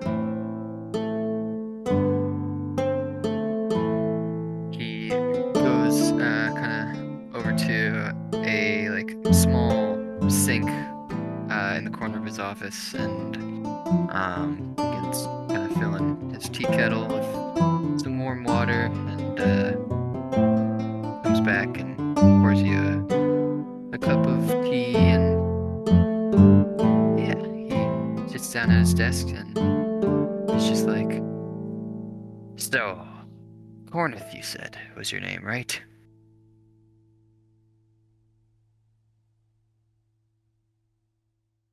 Yeah.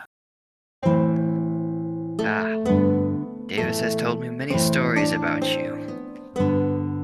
But this is the first time I'm seeing you in person.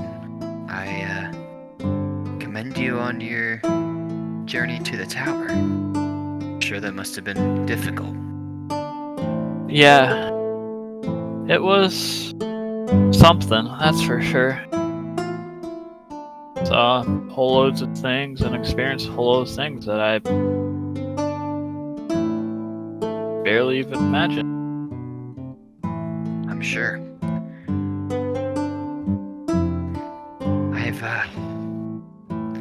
My days of adventuring are long past, but I'm still very reminiscent of them.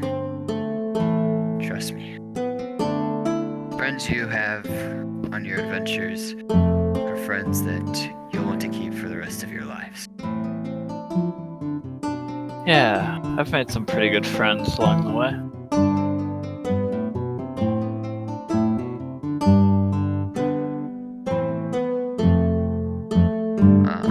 Sorry. I thought I heard something. Well then. Let me see that package that you brought. Take it out and I'll hand it to him. He grabs it off the desk and just begins to very neatly unwrap it. And it reveals a book. I'm sure Davis said not to look at this, but I feel it's only appropriate that I share it to you since you've so kindly made your way out all the way out here. He turns the book over, and it is titled The Forest Ranger's Guide on the Malevolent. You open up the book, and it's sort of a, what I would say like a nature guide almost, but it's for monsters in the forests of Alderaan. I can actually share it with you. Yo, a book!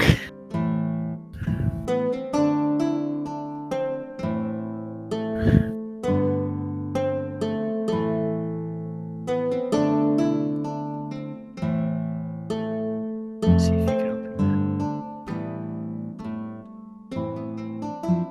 that. I can.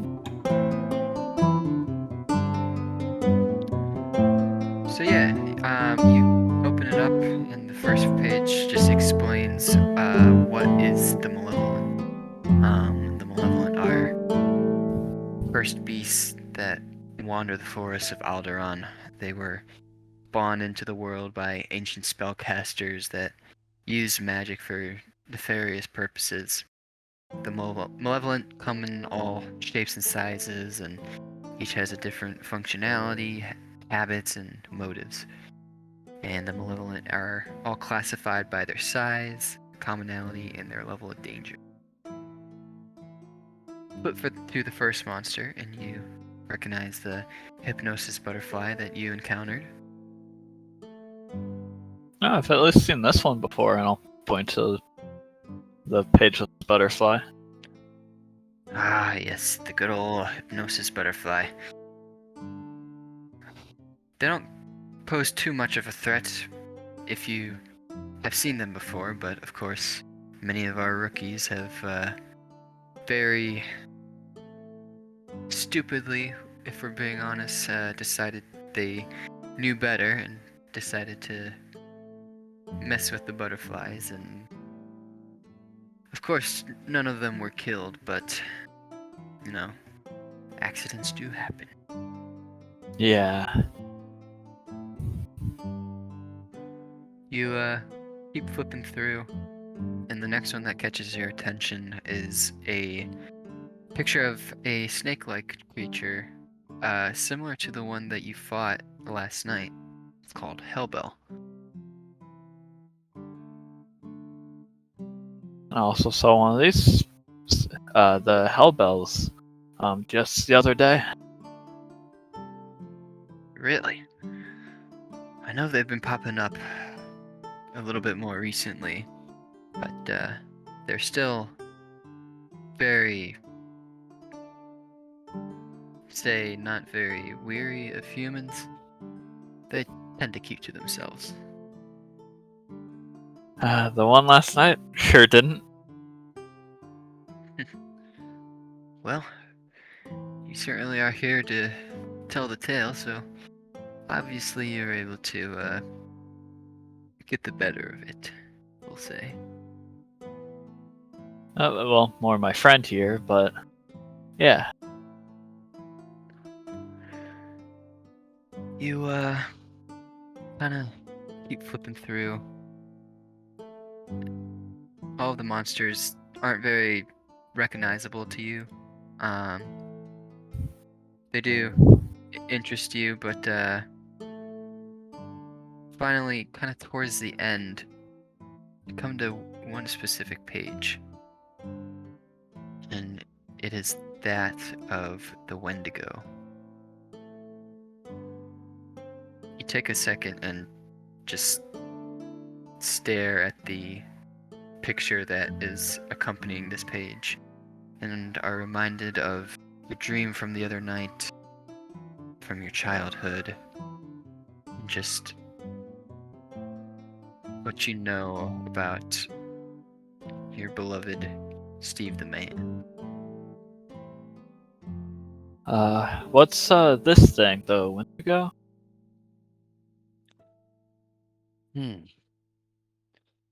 Those things aren't too common, if I'm fairly certain. Only about one in every 10 years is spotted, but they tend to take interest in us mortal creatures from time to time. We're still quite uncertain of what exactly these creatures' motives are, but they do seem to have a more stronger understanding of humanoid creatures than maybe even we ourselves are capable of knowing.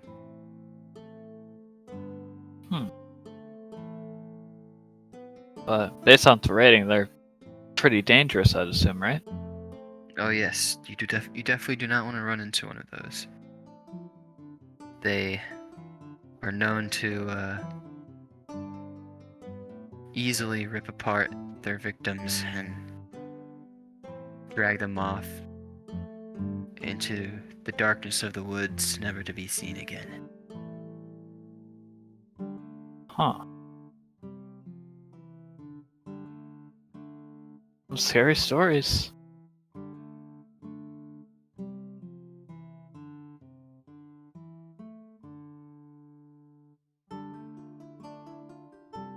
So why did you need this book delivered? Is this like a new publication or something like that?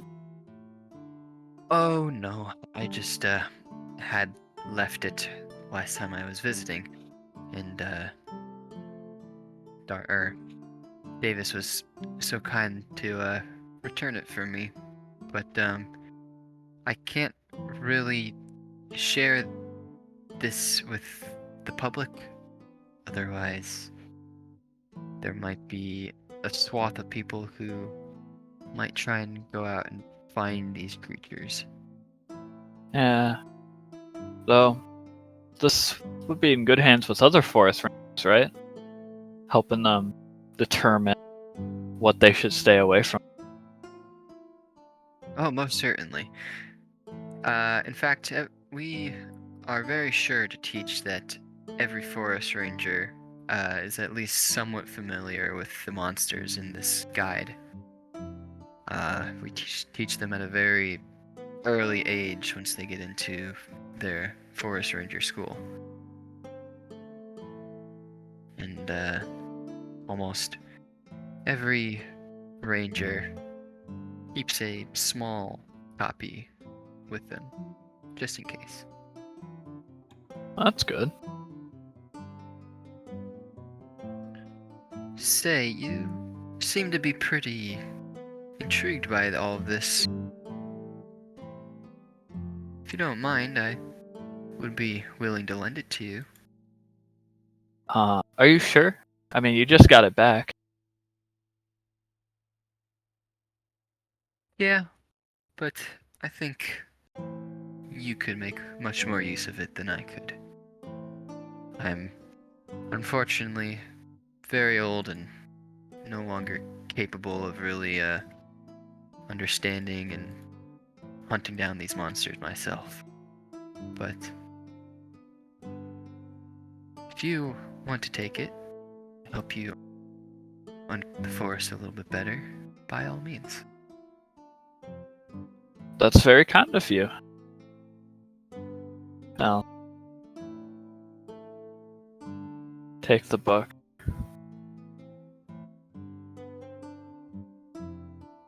How's everything going with the forest rangers nowadays?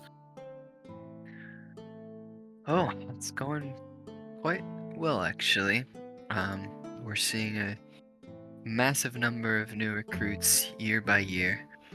And it seems we're very much gaining the popularity of the public. Well, that's good to hear. Glad to hear that there's more people keeping us safe from the dangers of the night, you know? Absolutely. Based on... Sorry, go ahead, Toby. Nilno's gonna like put their hands on the desk and kind of like moving all 5 fingers, just kind of like grabbing at the air. Cornith was a forest ranger, and Nilno's gonna like look up at him, kind of stare.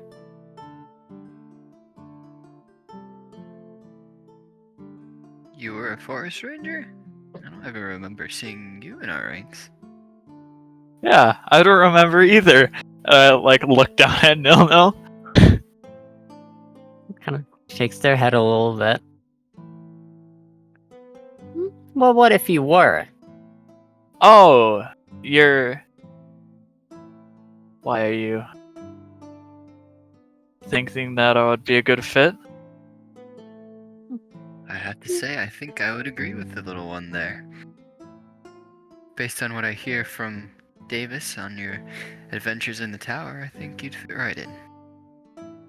Oh, what exactly do you guys do? Just besides the known, just patrol, make sure people are safe. Well, I'm sure, as you can guess after having looked through that, we are not all of us, but some special cohorts are tasked with tracking down these beasts and eradicating them from the forest. Of course, there is a little bit of divisiveness within the guild itself on whether this is a just cause. On the opposite end, they like to argue that these beasts are just a part of the forest, just as we are. But the fact still remains that they are very dangerous and ultimately pose a much greater threat than if they weren't alive. Yeah, I mean, I'd have to agree with you there. If they're hurting and killing people, well, I mean, it is our duty to protect ourselves and protect those we care about.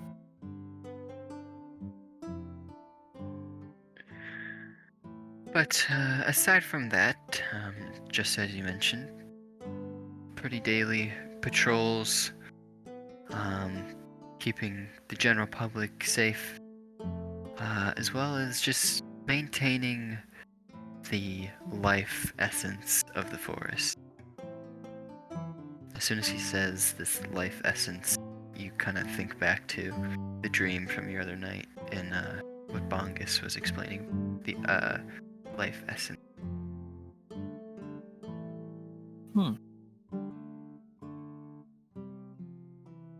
It does sound like a pretty nice job.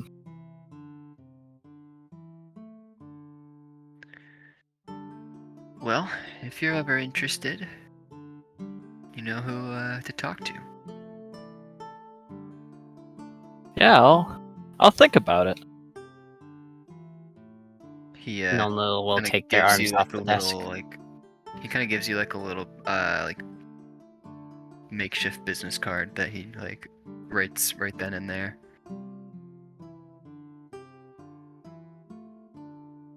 Huh? I'll take it. Well, if I was a forest ranger, would you be one with me? No. Ollie. Pat Nilno on the head. I would. After all. And then switching to Indira's voice. You're not lazy, are you? I mean, I guess I have proved that I am pretty on top of things, at least right now.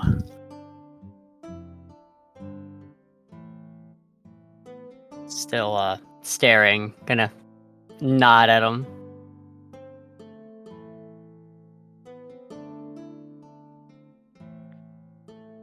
Well, wonderful. If you ever think about it, feel free to come visit again, and we can discuss how you'd be able to join. Alright. I wish I could stay and chat, but I have a meeting here quite shortly. Is there Alright, any I'll get last out of here. questions? Yeah, if I were to do this, would I be required to stay here, or would I be stationed, or potentially be stationed elsewhere? You would stay here for your basic training, but seeing as how experienced you are already, we might be able to have some adjustments depending on who I can persuade. So we'll leave that up in the air. Okay. Well, that's all my questions, so I'll let you get off to your meeting. It was nice to meet you too. Nice meeting you as well. It's nice being with both of you. And Nilno's gonna step back and bow. Darshan is gonna bow as well to you, no, and make his exit.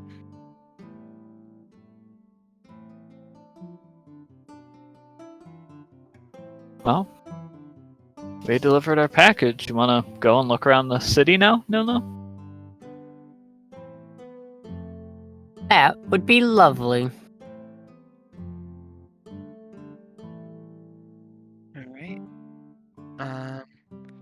yeah, you guys exit out of the Forest Guild Hall. You take a different way than where Alex brought you. And it kind of shoots you out into sort of the main thoroughfare. And yeah, is there anything in particular you guys want to do in the city? Well, I mean, as we got here, we haven't gotten anything to eat. And then there's also just perusing around and seeing what's what. I think we are in need of a great dinner. Then it's settled. Alright. Look for a place to eat. Food. Alright. You walk around for a bit and you kinda just think about what your conversation was with Darshan and give some more thought to being a forest ranger. And you kinda just come across a very peculiar named food establishment called Bellaby's Billowing Barbecue. Huh. Never heard of a name like that. Does that look good to you, No? No, or like open their mouth, just like and then just kind of like stay there staring. Oh, looks like it. Go in. So you head into Bellaby's Billowing Barbecue. Sit down and grab yourself a table. They sort of hand out very small menus. There's only like 10 items on the list. There is like a couple of meat options. Pretty much there's like grilled deer. Or no, that'd be weird for you. Oh dear. There is grilled carbuncle, which seems very strange to you. You don't know what a carbuncle is. Well, didn't I see it in the book? You did see it in the book. But I mean, I don't really know anything about it. You are right. There is just some more basic options like pig and like chicken as well. Yeah. Never had a carbuncle before. Try that. Does it look expensive? It's definitely the most expensive thing on the menu. How expensive? No.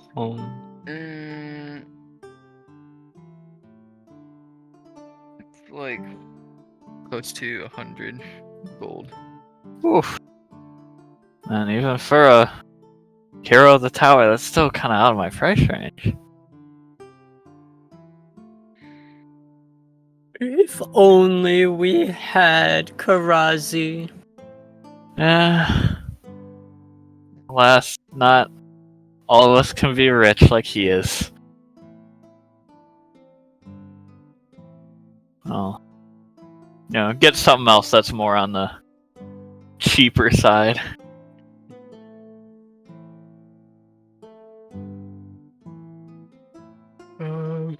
Yeah. Barbecue chicken, I guess. Alright. So, you guys order.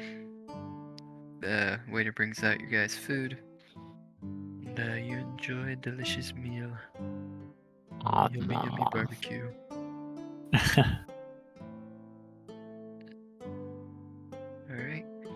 You guys finish your meal. Go about the rest of your day.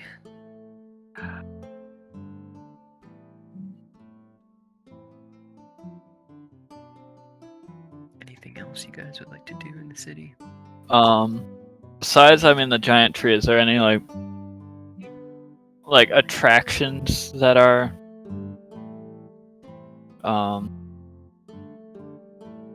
that's like widely known that we would know about to like visit, like cool things to see?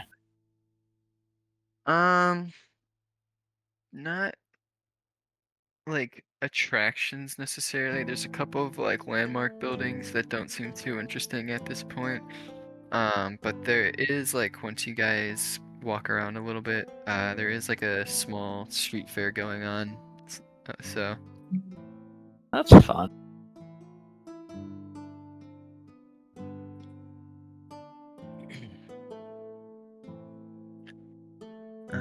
yeah.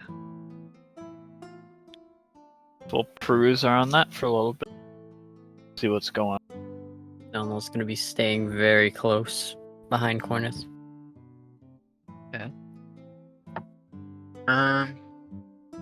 The street fair doesn't seem to be celebrating anything in particular. It just seems to be like a small little event for the day. However, you do run into Alex again. Oh, hey Alex. Cornith and no. How was your meeting? Oh, it went well. We talked and I gave him the package, which, funnily enough, he ended up giving back to me. But he also, kind of tried to talk me into being a forest ranger. Oh, is that so? Yeah. Well, just from my own personal experience, I'd highly recommend it. But, you both seem pretty capable in my eyes. I think you should go for it. Yeah? Nolno's gonna just like, while still staring at him the entire time, and then just bow. Besides taking care of friend Nilno here, since, lately, haven't really done super a lot of interesting stuff, so maybe it is time to give something new a try. But, thinking about it for now. Of course. It's definitely a big commitment. What's this whole little shindig going around here about? Oh, nothing too much. The forest rangers just decided to throw this together and, give the people some entertainment, some just social gathering. Fun. If you want, I can take you to one of the booths that I run. Yeah, I'd love to see it. I'm off right now, but I have worked it on other days. Yeah, that would be great. Yeah, so Alex sort of leads you through the crowd to a kind of small little booth towards the end. Just sort of like a little ring toss game. Yeah, so basically you just toss the ring, win a prize, and that's it.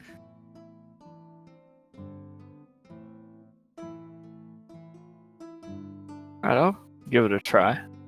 I was gonna say, and then kind of tugs on Cornith's shirt, points at him. Looking over, what do the prizes look like?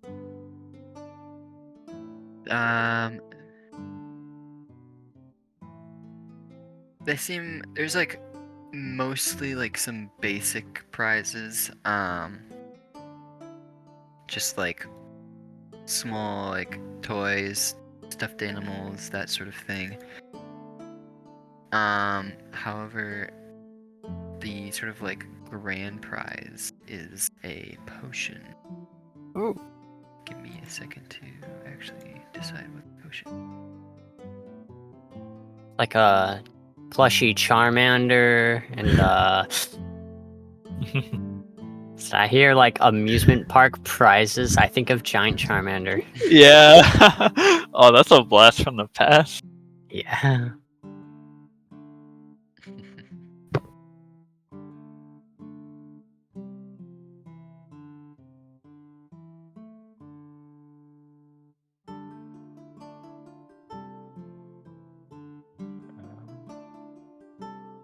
God, there are a lot of homebrew potions that I do not want.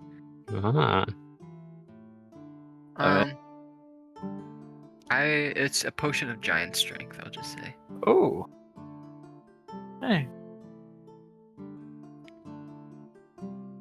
Oh. Before I do this game, I'm gonna watch and like see how it works.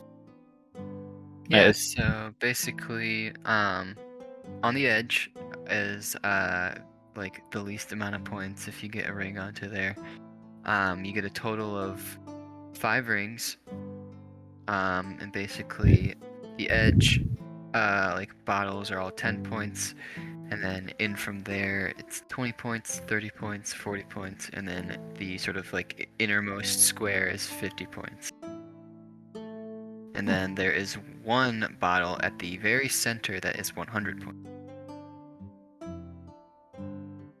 And the top score obviously is points to win the potion. Wait, how much score did you need? 500 points.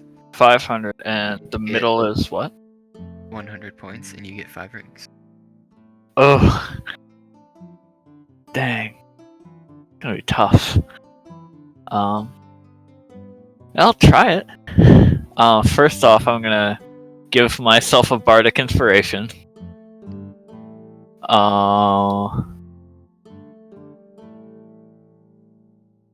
And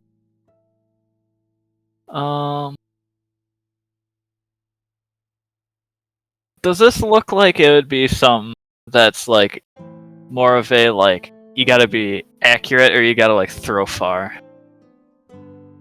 More about accuracy. It's not Okay. like a very far thing that you gotta throw. Okay. I am also going to use enhanced ability. Cat's Grace giving me a advantage on like Dex check. That's like anything that is like a Dex check, like right? I'd imagine. I would assume so. Okay. Yep. So bardic inspiration and that. Okie dokie. Yeah. So I will have you make 5 separate acrobatics checks then. All right. Living the dream. Okay, wait, hold on. All right, cool. I just needed to read that.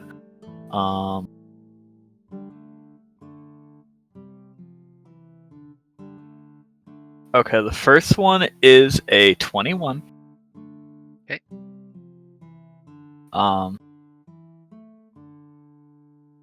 Is that like, do I see in between like if I like get it on the like the or like what point I get? So you throw the first one, and it hits the 100 bottle, kind of like spins around it for a second, and eventually is able to barely just hang itself on. So you have 100 points to start off. Oh wait, that's right. I do have advantage because of the thing I just did. How do I forget? Okay, well it didn't matter there. And All right, second No, one. I'm just gonna clap.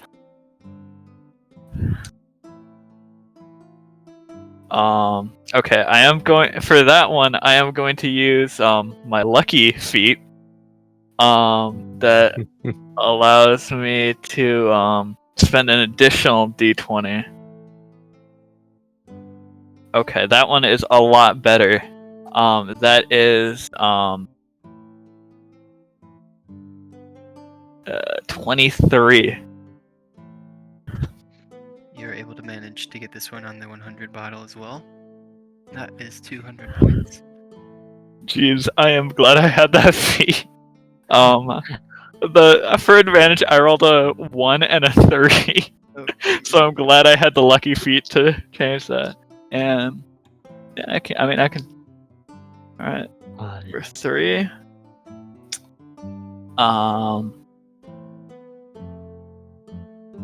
Okay, I am going to use my bardic inspiration for this one.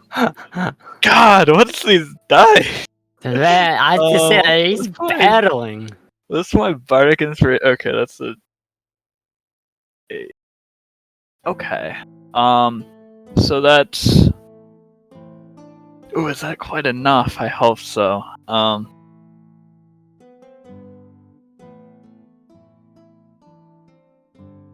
Wait. 17. You throw this one and it bounces off the 100 bottle, but lands like behind it onto a 50 bottle. So 250 points. So it's. And the thing was 500 for the potion? Mm-hmm. And there's no, like, anything more than 100. Nope. Shoot. No, I'll keep throwing. Oh man. That one's a 19. Once again, this one lands on the 100 bottle just barely. Okay, what's this last one? Last one is also a 19? Same thing. Barely hangs on to the 100 bottle. Oh, so close!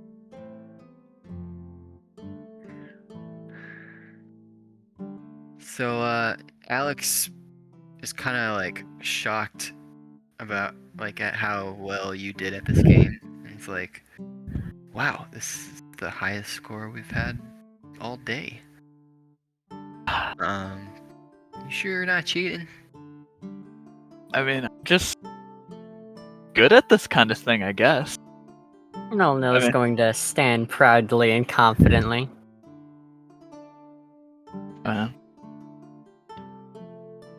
Well, as a token of my gratitude, I will give you the potion out of the kindness of my heart because 1, business is slow, and 2, you're the one who's had the highest score all day. Well, thank you. I don't think anyone's breaking 450 anytime soon. Man, if I could find anyone better than me at that, I'd like to meet them. Well, thank you. No, just collapse. Sure thing. Make There's good use of it.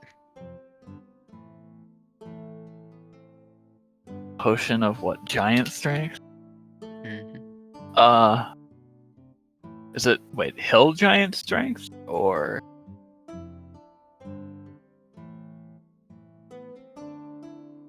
So there's, I'm looking it up to add it to my inventory, and there's a couple different giant strengths, all with a different rarity and name. Potion of Stone Giant. Got it. Actually, Potion of Hill Giant Strength. Still good. What the hell?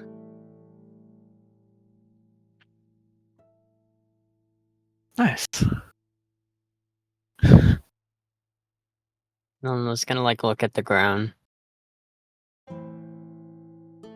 No, you need something?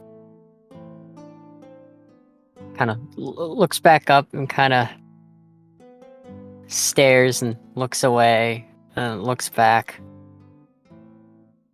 How good do you think Indira would be? Not as good as me, of course. But still pretty good. No. Smiles a little bit more. Nods. She would love a game like this.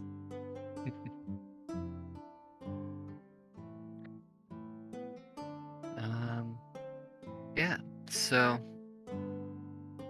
you guys kind of just spend the rest of your time at this little street fair.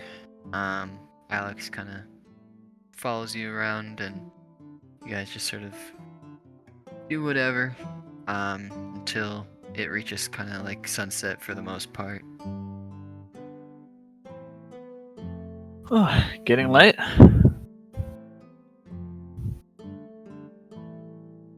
Are you guys heading back home? I'd imagine so. Well, if that's the case, it was nice to meet you both. And it was certainly a fun time hanging out with you here at the fair. Yeah, thanks for having us. Of course. There it Anything is. for my new friends. Another nil bow. At this point, Alex finally returns your bow with a bow of his own. If you're ever in O'Hara again, look for me. Yeah, I'll come find you. Alright. Well, safe travels back. Thank you. And with that, Alex turns around, heads back into the city. You guys turn around and head back to Silva.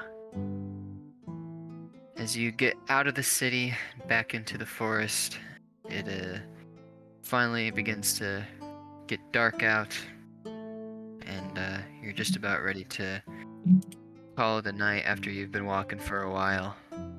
And you start to set up your camp once again, and all of a sudden you can hear like a small like whizzing sound coming from like up above. Oh, jeez, what is it this time? You look up above and see a like meteorite of some sort just illuminate the sky very briefly and pass over the forest and eventually just make its way across the sky, No, do you see that? vanish just as quickly. Yeah, no, let's gonna like point off at it. And then kind of look over. Spell? I haven't. I mean, if that was a spell, that's the strongest looking spell I've ever seen. So, though I feel like that's more likely a meteor or shooting star.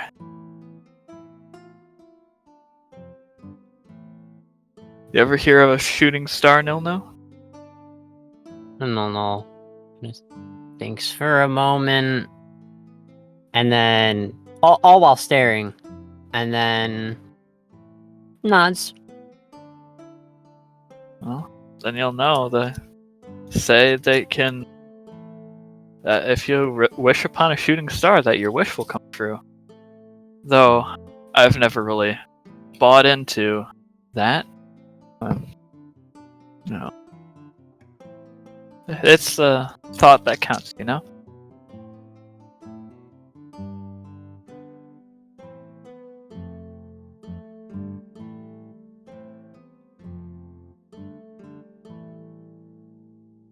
With that, you guys set up your camp, spend the night kind of just looking up at the stars, and we will end the session there. All right. Ooh. Nice. Yeah.